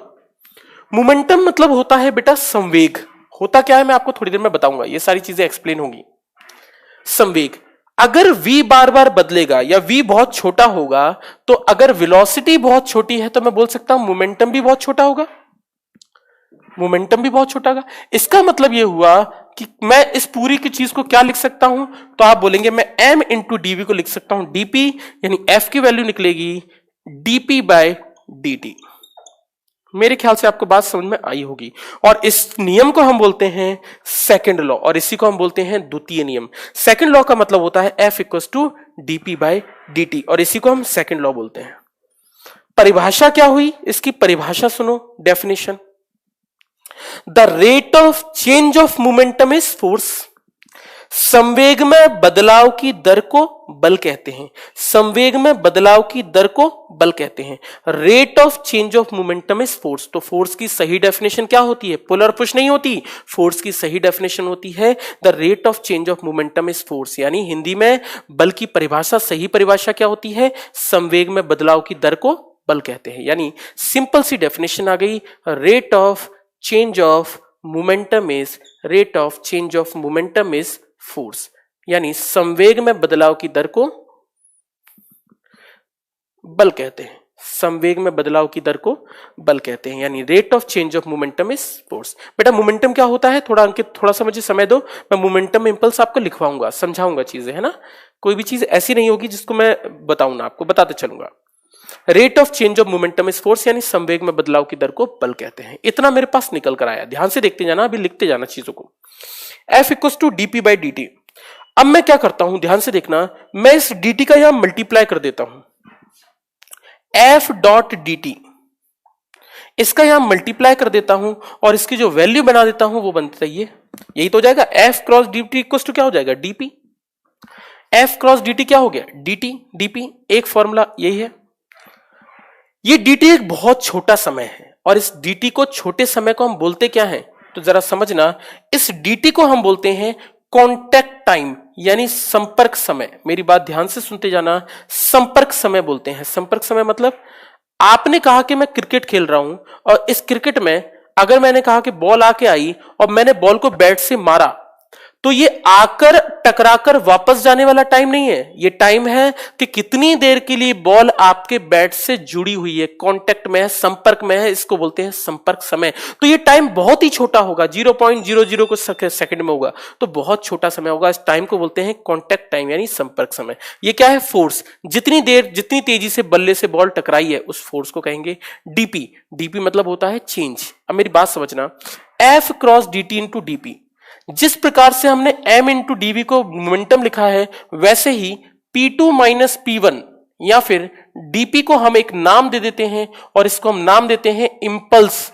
इसको लिख देते हैं I, और I मतलब होता है इंपल्स। इंपल्स मतलब होता है आवेग। इसको भी मैं बताऊंगा अभी थोड़ी देर में, बट आप अभी बस फॉर्मूले देते जाइए कि फॉर्मूले क्या होंगे। तो हमने बोला f क्रॉस dt इतना हो गया, तो मैं इसको ऐसे भी लिख सकता हूं, I बराबर f क्रॉस dt। तो अगली बार से अगर आपके दिमाग में कभी इंपल्स आता है, आवेग क्या होगा, और कोई न्यूमेरिकल डाल देगा कि इंपल्स निकालो, तो आपके दिमाग में आना चाहिए आई निकालना है, मतलब P2 माइनस P1 करना है, यानी चेंज इन मोमेंटम करना है। आई होता क्या है, P2 माइनस P1, सीधी सी बात है, यानी M2V2 माइनस M1V1 करना है। सीधी सी बात है, मोमेंटम का मतलब सीधी सी बात है, इतना सा है। अगर आपके दिमाग में कभी भी आता है कि मोमेंटम निकालना है, मतलब P बराबर M इंटू V करना है, आई बराबर F क्रॉस dt, या फिर P2 माइनस P1 करना है। तो मेरे पास इस तरीके से तीन चीजें निकल कर आ गई, आवेग, मोमेंटम और फोर्स। फोर्स की डेफिनेशन है F equals to dp by dt। इन तीनों की डेफिनेशन हमें अच्छे से याद रखनी है, और ये हमें फॉर्मूला याद रखना है। इसको हम सेकंड लॉ कहते हैं। बात मेरी समझ में आ रही होगी। थोड़ी देर के लिए मैं आपके लिए न्यूमेरिकल्स बुक्स को जो जितने भी फॉर्मूले निकाले हैं इनको दोबारा लिख देता हूं ताकि आपको फॉर्मूले याद रहें। पहला फॉर्मूला पड़ा है F equals to dp by dt, पहला फॉर्मूला था dp बाई dt। दूसरा फॉर्मूला था I बराबर F क्रॉस dt, दूसरा फॉर्मूला। तीसरा फॉर्मूला था I बराबर P2 माइनस P1, तीसरा फॉर्मूला। ये मेरे तीन फॉर्मूले निकल कर आए हैं, इन तीनों फॉर्मूले को आप याद रखिएगा। तो इंपल्स होता क्या है, तो इंपल्स मतलब यह हुआ I बराबर dp यानी चेंज इन मोमेंटम, यानी संवेग में बदलाव को क्या कहते हैं, मोमेंटम इज इंपल्स। संवेग में बदलाव को आवेग कहते हैं, संवेग में बदलाव को आवेग कहते हैं, और संवेग में बदलाव की दर को बल कहते हैं। बस इतनी सी डेफिनेशन है। तो मैंने कहा कि संवेग में बदलाव यानी मोमेंटम चेंज करोगे तो इंपल्स होगा, और रेट नीचे dt और लगा दोगे तो क्या बन जाएगा, ये फोर्स बन जाएगा। बस इतनी सी बात है। तो देखो दोनों की फोर्स की डेफिनेशन, दोनों की डेफिनेशन एक जैसी है। I बराबर F डॉट डी भी कर सकते हैं, नहीं बेटा F डॉट टी नहीं कर सकते हैं। बेसिकली ये एक इंपल्स एक वेक्टर क्वांटिटी है, तो I बराबर F क्रॉस टी ही लिखते हैं, ठीक है ना। तो दोनों में अंतर है, बट फिर भी आप अगर आप लिखना चाहते हैं, अगर आप स्केलर क्वांटिटीज में मल्टीप्लाई करना चाहते हैं, डायरेक्शन को कंसीडर नहीं करना चाहते हैं शिवेश, तो आप कर सकते हैं, उससे कोई फर्क नहीं पड़ता, आप कर सकते हैं ऐसा, ठीक है ना।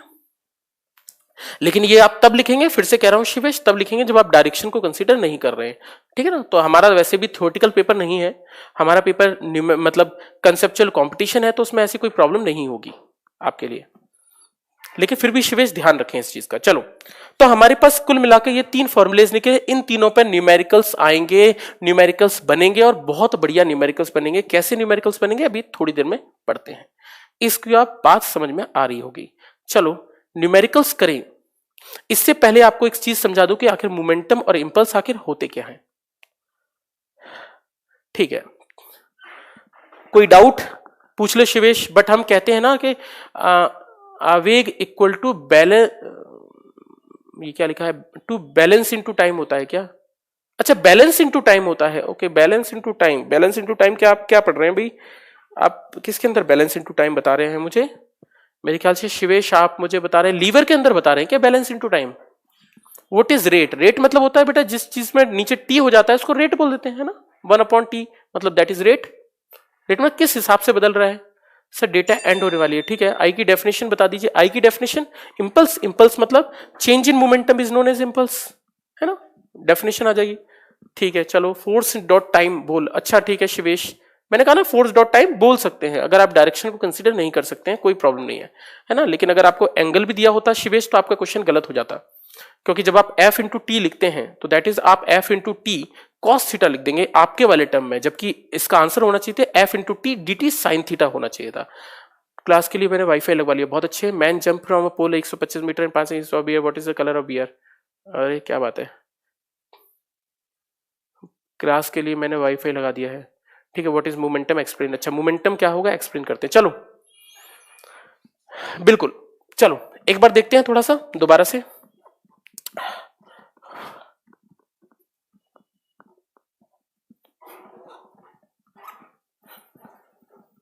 मेरे ख्याल से आपको चीजें थोड़ी बहुत समझ में आ रही होंगी। चलो अब है बात आपकी मोमेंटम और इंपल्स की, कि आखिर मोमेंटम और इंपल्स आखिर होते क्या है। तो ये है आपका मोमेंटम यानी संवेग, और एक तरफ लिख देते हैं हम आपका इंपल्स, इंपल्स मतलब होता है आवेग। थोड़ा सा इंट्रोडक्शन है बस बेटा, ठीक है। मोमेंटम डीपी मतलब P2 माइनस P1 बेटा, छोटा मोमेंटम या मोमेंटम में चेंज डीपी होता है। क्वेश्चन बता दो बेटा, क्वेश्चन आ रहा है, न्यूमेरिकल्स आ रहे हैं, चिंता मत करो पवन, सारे क्वेश्चन थ्योरेटिकल न्यूमेरिकल्स सब आ रहे हैं। 2 मिनट दो मुझे, थोड़ा सा इसको एक्सप्लेन कर दूं, फिर मैं आ रहा हूं न्यूमेरिकल्स पे, ठीक है। सब कराता हूं, आप नहीं भी बोलोगे तब भी मैं कराऊंगा यार, ठीक है। पवन क्वेश्चन आपका बता दूं, दोबारा से क्वेश्चन लिखो, मुझे नहीं पता है अभी, मैं थोड़ा डाउट ले लूं, आपको बता रहा हूं। सर कभी कभी डेटा ज्यादा यूज होता है, जिससे 900, मेरा नाम भी ले लीजिए, ओके। मनोहर, हेलो मनोहर, गुड मॉर्निंग, गुड मॉर्निंग, ठीक है, good morning, good morning, good morning, ठीक है ठीक है ठीक है ठीक है। चलो तो आपके कोई डाउट नहीं आ रहे हैं। चलो मोमेंटम, मेरी बात समझना, मैं आपको सिर्फ एक तरीका बताने की कोशिश कर रहा हूं। मैं बुक की डेफिनेशन भी बताता हूं और आपको मैं इसका तरीका भी बताता हूं कि आखिर ये कहना क्या चाहता है। बुक की डेफिनेशन के हिसाब से मोमेंटम का मतलब होता है quantity of motion in a body, quantity of motion in a body, यानी वस्तु के अंदर कितनी गति है, उसकी क्वांटिटी कितनी है, कितनी गति है, तो बुक की डेफिनेशन है कितनी गति है। आप एक बात ध्यान से समझो, मैं आपको मोमेंटम की एक छोटी सी डेफिनेशन देता हूं, थोड़ी सी डेफिनेशन देता हूं। मोमेंटम हमने लिखा था P, और P बराबर होता है m.v। मेरी बात समझना, वास्तविकता में आप एक चीज और पढ़कर आए हैं, धीरे से देखना, थोड़ा सा ध्यान से समझना, F इक्वल टू dp/dt भी लिखा था आपने थोड़ी देर पहले। मेरी बात समझना, F इक्वल टू dp/dt, मेरी बात समझना। अगर मैं कभी ये कहता हूं कि मैं फोर्स को कांस्टेंट कर दूं, शायद आपको दिख रहा होगा F इक्वल टू dp/dt, अगर मैं फोर्स को कांस्टेंट कर दूं, बल को नियत कर दूं, तो dt तो कांस्टेंट होता ही है, मैं ये बोल सकता हूं मोमेंटम कांस्टेंट होगा। मेरी बात समझते हैं ना, मोमेंटम कांस्टेंट होगा। अगर मोमेंटम कांस्टेंट होगा, संवेग नियत होगा, तो मोमेंटम कांस्टेंट होने का मतलब यह हुआ। अब P बराबर m.v है। अगर किसी भी तरीके से मैं ये कहता हूं कि अपने पेपर में मैं ये कहूं कि फोर्स कांस्टेंट कर दिया, बल नियत कर दिया, अगर बल नियत कर दूंगा तो मैं लिख सकता हूं P कांस्टेंट होगा।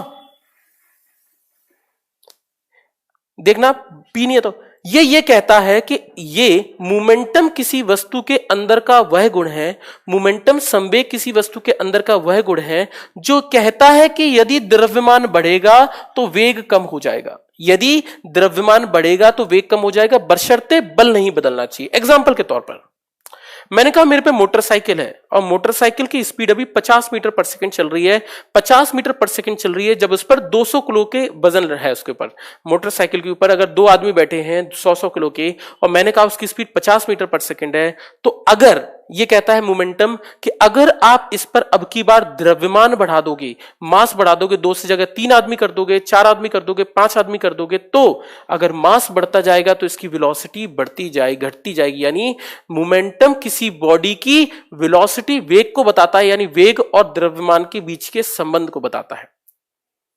मोमेंटम सिर्फ इतना एक्सप्लेन करता है कि अगर मास बढ़ाओगे तो वेलोसिटी कम होगी और मास घटाओगे तो वेलोसिटी बढ़ेगी। अगर मुझे बुलेट चलानी है तो बुलेट का मास इतना ज्यादा होता है कि उसकी वेलोसिटी बहुत कम हो जाएगी, और वेलोसिटी कम हो जाएगी तो फिर आपको उसको बढ़ाने के लिए क्या बढ़ाना पड़ेगा, फिर आपको फोर्स को बढ़ाना पड़ेगा। सीधी सी बात है। तो अगर मास बढ़ता है तो वेलोसिटी कम होती जाती है, द्रव्यमान बढ़ता है तो वेग घटता जाता है, और इन दोनों के बीच के ही संबंध को कौन एक्सप्लेन करता है, मोमेंटम एक्सप्लेन करता है, संवेग बताता है। बस इतनी सी बात है। तो मोमेंटम, संवेग किसी वस्तु के अंदर का वह गुण है जो कहता है कि यदि द्रव्यमान बढ़ेगा तो वेग कम होता जाएगा, यदि बल नियत रहे, यदि फोर्स कांस्टेंट रहे। नहीं आया समझ? सर क्या मेरा कमेंट, सबके कमेंट आ रहे हैं भाई, दिनेश, हेमंत, सौरभ, सबके कमेंट आ रहे हैं। दोबारा से देखो, एक और बार बताता हूं। संवेग, मोमेंटम किसी बॉडी के अंदर की वो प्रॉपर्टी जो ये कहता है कि अगर द्रव्यमान बढ़ेगा तो वेग कम होगा। हमारे इंडिया में मारुति सुजुकी की गाड़ियां बहुत अच्छा एवरेज दे लेती हैं, जबकि टोयोटा वोयोटा की गाड़ियां कम एवरेज दे पाती हैं। कारण क्या है? कारण यह है कि अगर आप कभी मास बढ़ाओ, आप कहो कि भाई मारुति सुजुकी की गाड़ियां वजन में हल्की होती हैं, और जिसका मास कम होगा उसकी वेलोसिटी क्या होगी, अपने आप ज्यादा होगी। कौन बताएगा इसको? मोमेंटम बताएगा, संवेग बताएगा। आपने कहा मुझे रेसिंग साइकिल बनानी है, तो रेसिंग साइकिल बनाने के लिए आपको पता है रेसिंग साइकिल को तेज दौड़ाना है, तो अगर रेसिंग साइकिल को तेज दौड़ाना है तो वेलोसिटी ज्यादा चाहिए। अगर वेलोसिटी ज्यादा चाहिए तो मास क्या करना पड़ेगा? कम। इसलिए रेसिंग साइकिल को पतले से पतला बनाने की कोशिश की जाती है, द्रव्यमान को कम से कम रखने की कोशिश की जाती है। ऑब्वियस सी बात है। तो मास को कम से कम रखा जाता है, और मास और वेलोसिटी यानी द्रव्यमान और वेग के संबंध को कौन एक्सप्लेन करता है? मोमेंटम एक्सप्लेन करता है, संवेग बताता है। तो संवेग किसी वस्तु के अंदर का वह गुण है जो ये कहता है कि यदि द्रव्यमान बढ़ेगा तो वेग कम होगा। एग्जाम्पल के तौर पर, एक 12 किलोग्राम का बम है, और 12 किलोग्राम का बम 2 हिस्सों में टूटता है, 8 किलोग्राम और 4 किलोग्राम। मुझसे कोई पूछे बताओ किसकी वेलोसिटी ज्यादा होगी, 8 किलोग्राम वाले की या 4 किलोग्राम वाले की? तो आपके दिमाग में सीधी सी बात आएगी कि मास घटेगा तो वेलोसिटी क्या हो जाएगी, बढ़ जाएगी, यानी 4 किलोग्राम वाला ज्यादा तेज चल रहा होगा 8 किलोग्राम के कंपैरिजन में। बस इतनी सी बात है। और द्रव्यमान और वेग के संबंध को मोमेंटम कहते हैं, संवेग कहते हैं। अगर मैं इसके बुक के एग्जाम्पल के हिसाब से बताऊं तो बुक का एग्जाम्पल है principle of rocket is, rocket के उड़ने का सिद्धांत, principle of rocket is rocket के उड़ने का सिद्धांत रेखीय संवेग के संरक्षण का नियम होता है। रेखीय संवेग के संरक्षण का नियम होता है। रेखीय संवेग के संरक्षण का नियम होता है। ध्यान से देखना, रेखीय संवेग के संरक्षण का नियम होता है। बेटा भारी गाड़ी हल्की गाड़ी की तुलना में तेज कैसे चलती है? ऐसा कभी नहीं होता बेटा भारी गाड़ी ज्यादा तेज चले अगर आप दोनों के इंजन बराबर कर दोगे। अगर मैं कहूं कि मेरे पास प्लेटिना है और मेरे पास बुलेट है और मैं दोनों में 100 सीसी का इंजन कर दूं तो आप ऐसा पाओगे कि बुलेट बिल्कुल धीरे चल रही होगी और प्लेटिना 100 की स्पीड से दौड़ रही होगी। मास बढ़ाने से वेलोसिटी हमेशा कम होती है, लेकिन फोर्स को आपको कांस्टेंट रखना पड़ेगा। ठीक है, कभी भारी गाड़ी तेज नहीं चल सकती। चलो, हमने कहा कंजर्वेशन ऑफ लीनियर मोमेंटम। आप कहें कि न्यूटन में शिवेश ओके बुलेट में फोर्स कैसे बढ़ाएं? बुलेट में फोर्स बढ़ाने के लिए आप फोर्स को बढ़ाने के लिए मोमेंटम बढ़ा दें, मतलब फोर्स को बढ़ाने के लिए इंजन बड़ा कर दें। इंजन बड़ा कर दें, वेलोसिटी बढ़ जाएगी। आपको फोर्स चेंज करना पड़ेगा। अगर फोर्स कांस्टेंट करते हैं तो मास बढ़ने से वेलोसिटी घटती है। तो कंजर्वेशन ऑफ लीनियर मोमेंटम यानी आप देखना एक नियम होता है हमारी फिजिक्स में। एक आप लॉ पढ़े होंगे, आपने ये पढ़ा होगा कि रॉकेट के उड़ने के लिए थर्ड लॉ लगता है, एक्शन के अगेंस्ट में रिएक्शन। ये हम बचपन से पढ़ते आए थे। बचपन से हम इस चीज को पढ़ते आए हैं कि न्यूटन का थर्ड लॉ लगता है। अब एक मेरी बात समझना, अगर थर्ड लॉ लगता होता तो इसका answer conservation of linear momentum तो लगाते नहीं। बिल्कुल सही है। मैं आपको एक बात बताता हूं, लॉ और प्रिंसिपल दोनों अलग बातें होती हैं। नियम और सिद्धांत दोनों अलग बातें होती हैं। नियम एक चीज में कई सारे लग सकते हैं, लेकिन हर एक चीज का प्रिंसिपल सिद्धांत सिर्फ एक होता है। अगर कभी आपसे क्वेश्चन पूछा जाता है कि हवा एरोप्लेन रॉकेट का लॉ क्या है, रॉकेट में लॉ कौन सा लगता है, तो आप थर्ड लॉ लगाइएगा। लेकिन पूछा जाए रॉकेट में प्रिंसिपल कौन सा लगता है, तो आप कंजर्वेशन ऑफ लीनियर मोमेंटम ही लगाना। मैं आपको बताता हूं इसका मतलब क्या है। कंजर्वेशन ऑफ लीनियर मोमेंटम का मतलब क्या है? मतलब यह होता है कि संवेग किसी बॉडी का कभी नहीं बदलता। संवेग मोमेंटम किसी बॉडी का कभी नहीं बदलेगा। जैसे लॉ ऑफ थर्ड कहता है कि विपरीत दिशा में लगेगा। यस शिवेश, थर्ड लॉ लगेगा। तो आप शिवेश देखो, थर्ड लॉ तो लगेगा, ये बात आप जानते हैं कि थर्ड लॉ लगेगा, लेकिन वो लॉ है। अगर क्वेश्चन कभी पूछे कि रॉकेट में प्रिंसिपल कौन सा लगता है, तो प्रिंसिपल आपको ये टिक करना पड़ेगा, रेखीय संवेग के संरक्षण का नियम टिक करना पड़ेगा। तो आप बात समझना होता कैसे है, मैं आपको बताता हूं थोड़ी देर में। आप लोगों बुक्स में तो बहुत पढ़े होंगे इस चीज को, पर शायद आपने कभी इसके बारे में सोचा हो। देखना, मैंने कहा कि मुझे रॉकेट उड़ाना है और रॉकेट को मुझे पृथ्वी से बाहर ले जाना है। मेरी बात समझते हैं ना ध्यान से, पृथ्वी से बाहर ले जाना है। रॉकेट को बनाने के लिए हम कई सारे कंपार्टमेंट्स बनाते हैं। कंपार्टमेंट्स मतलब इतने अलग अलग फ्यूल भरते हैं, अलग अलग डब्बों में अलग अलग फ्यूल भरते हैं। आपने देखा होगा रॉकेट में अलग अलग कंपार्टमेंट्स बने हैं। अब रॉकेट को अगर मुझे पृथ्वी से बाहर भेजना है, अगर मुझे रॉकेट को पृथ्वी से बाहर भेजना है, तो मैं ये जानता हूं पृथ्वी से बाहर भेजने के लिए 11.2 किलोमीटर पर सेकंड चाहिए। मैं इतना जानता हूं। आप ये जानते हैं एस्केप वेलोसिटी यानी पलायन वेग नाम की एक चीज होती है, और पलायन वेग ये कहता है कि अगर आप पृथ्वी से बाहर कोई चीज भेजना चाहते हैं तो कम से कम इतनी वेलोसिटी चाहिए। क्या रॉकेट के उड़ते ही उसकी वेलोसिटी, उसका वेग 11.2 किलोमीटर पर सेकंड होता है क्या? तो आप बोलेंगे बिल्कुल नहीं होता। क्या रॉकेट उड़ते ही 11 किलोमीटर पर सेकंड से दौड़ रहा होगा? क्या नहीं भैया, ऐसा नहीं होता। तो फिर क्या होता है? अगर मान लो स्टार्टिंग में इसका मोमेंटम, इसका संवेग m.v है। मेरी बात समझना, rocket conservation of linear momentum यानी रेखीय संवेग के संरक्षण के नियम का पालन करता है, यानी m.v कभी नहीं बदलेगा किसी भी पाथ पर। जैसे जैसे रॉकेट उड़ता जाएगा, इसका जो फ्यूल है, जो ईंधन है, वो जलता जाएगा। मतलब मास क्या होता जाएगा? कम होता जाएगा।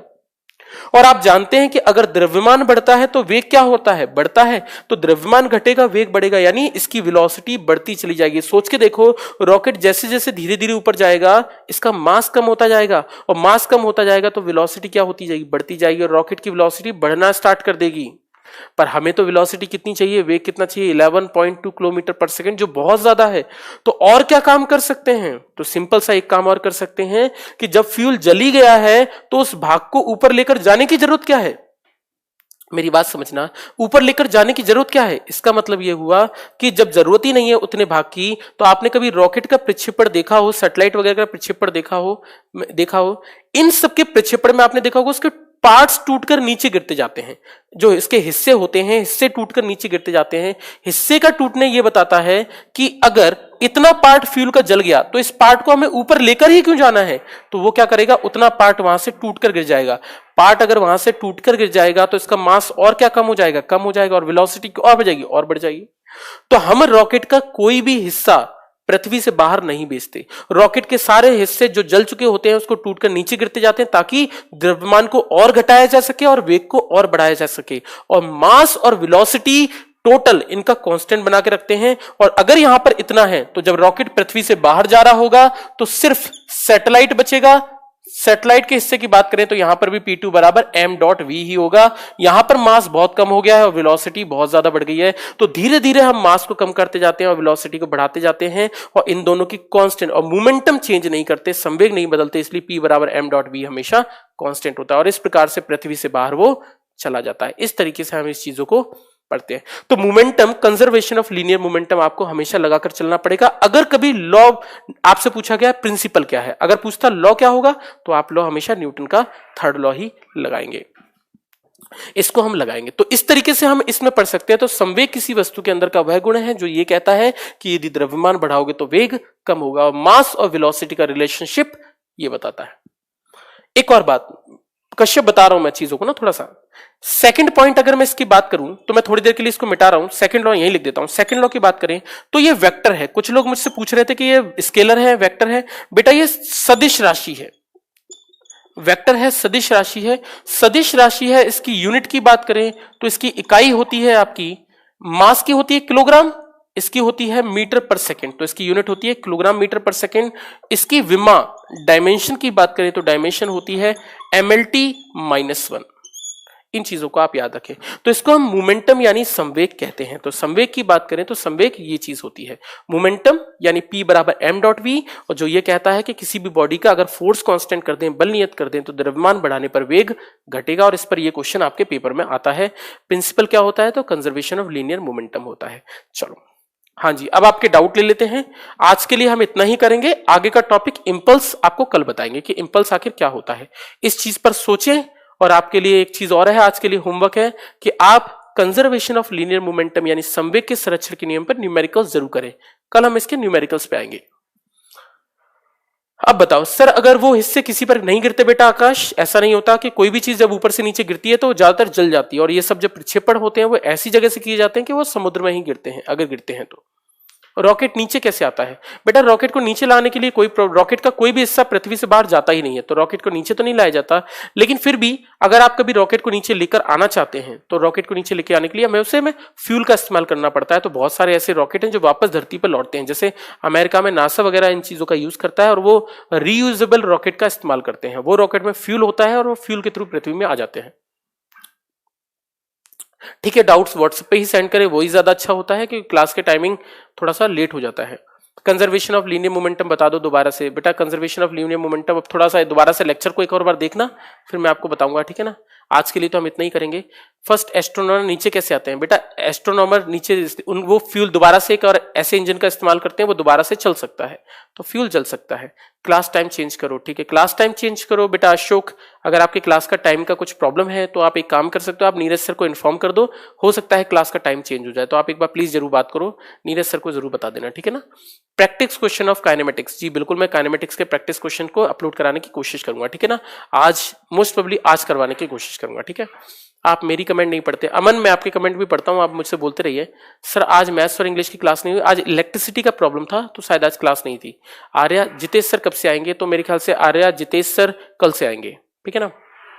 रॉकेट जब ऊपर जा रहा होता है तब फोर्स कैसे कांस्टेंट है, तो अभी तो अच्छा फोर्स कैसे कांस्टेंट बेटा, फ्यूल जल रहा है तो फ्यूल तो फोर्स तो कांस्टेंट हो गई। मेरे भी कमेंट्स नहीं देखते, बिट्टू हेलो हाय, आप सबके कमेंट दिखता हूँ। सर फिजिक्स की क्लास होगी और होगी क्या, हाँ फिजिक्स की आज तो नहीं होगी, अब बस फिजिक्स की क्लास कंप्लीट हो गई है। सर नियम और सिद्धांत चेंज है सर, क्या चेंज है सर। अच्छा, लॉज एक चीज में कई सारे हो सकते हैं, नियम कई सारे हो सकते हैं, सिद्धांत एक होता है, ठीक है गौरव, थैंक यू भाई गौरव। हिमांशु, आपसे पढ़ के मजा आता है, okay thank you Himanshu. Shivesh, option में दोनों रख सकते हैं क्या सर? नहीं बेटा, ऑप्शन में दोनों मत रखना शिवेश, आंसर गलत हो जाएगा। आप ध्यान देना कि क्वेश्चन में प्रिंसिपल पूछा है, लॉ पूछा है। और मैंने आपको कई सारे मैंने क्वेश्चन ऐसे देखे हैं क्वेश्चन जिनमें दोनों दिए रहते हैं ऑप्शन में दोनों दे देते हैं और बच्चे कंफ्यूज हो जाते हैं, वो टिक लगा के आते हैं न्यूटन का थर्ड लॉ। नहीं, प्रिंसिपल अलग होता है, लॉ अलग होता है। तो शिवेश आप एक ही टिक कीजिएगा और दोनों ऑप्शन में आ सकते हैं, ठीक है। सत्यम ठीक है,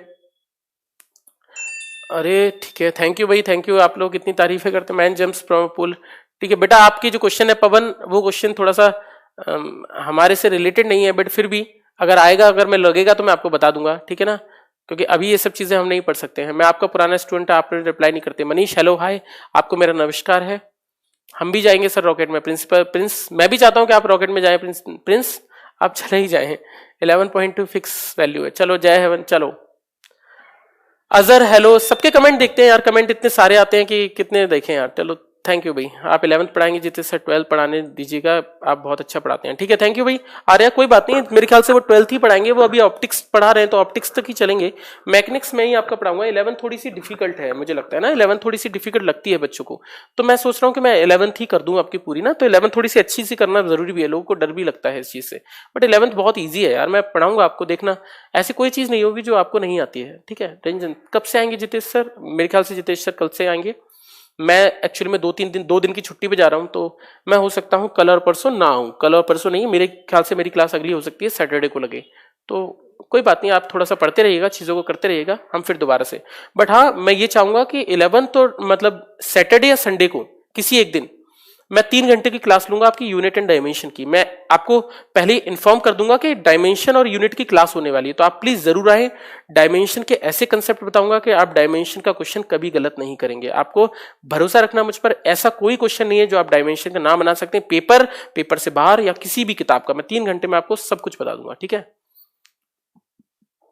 क्वेश्चन के प्रैक्टिस के लिए, ठीक है। मैं बता दूंगा न्यूमेरिकल, ठीक है। संडे कहाँ जा रहे हैं? मुझे थोड़ा सा घर जाना है बेटा, मेरे को थोड़ा सा घर में थोड़ा सा इमरजेंसी है, थोड़ा सा प्रॉब्लम है घर में, तो मिलने जाना पड़ेगा घर में पेरेंट्स वगैरह से, तो मुझे 2 दिन का समय चाहिए, तो मैं ग्वालियर जा रहा हूँ, तो मुझे वहां पर थोड़ा अपने पेरेंट्स से मिलना है, ठीक है। कहीं नहीं, आप लोगों से मिलता रहूंगा यार, मैं आप लोगों के साथ हमेशा हूं। कैसी बातें कर रहे हो? जब मैं यहाँ नहीं भी होऊंगा तब भी आप मुझे मैसेज कर सकते हैं, मुझसे बात कर सकते हैं, व्हाट्सएप कर सकते हैं, क्वेश्चंस मैसेज कर सकते हैं, जब भी मुझे टाइम मिलेगा मैं रिप्लाई करता रहूंगा। मुझे अच्छा लगता है आप लोगों से बातचीत करना और आप लोगों का जोश देख के। तो आप लोग पढ़ते रहो यार, मैं आपके साथ हमेशा हूँ, हर सेकंड हूँ, हमेशा हूँ, जब तक एग्जाम नहीं है, ठीक है। चलो ठीक है।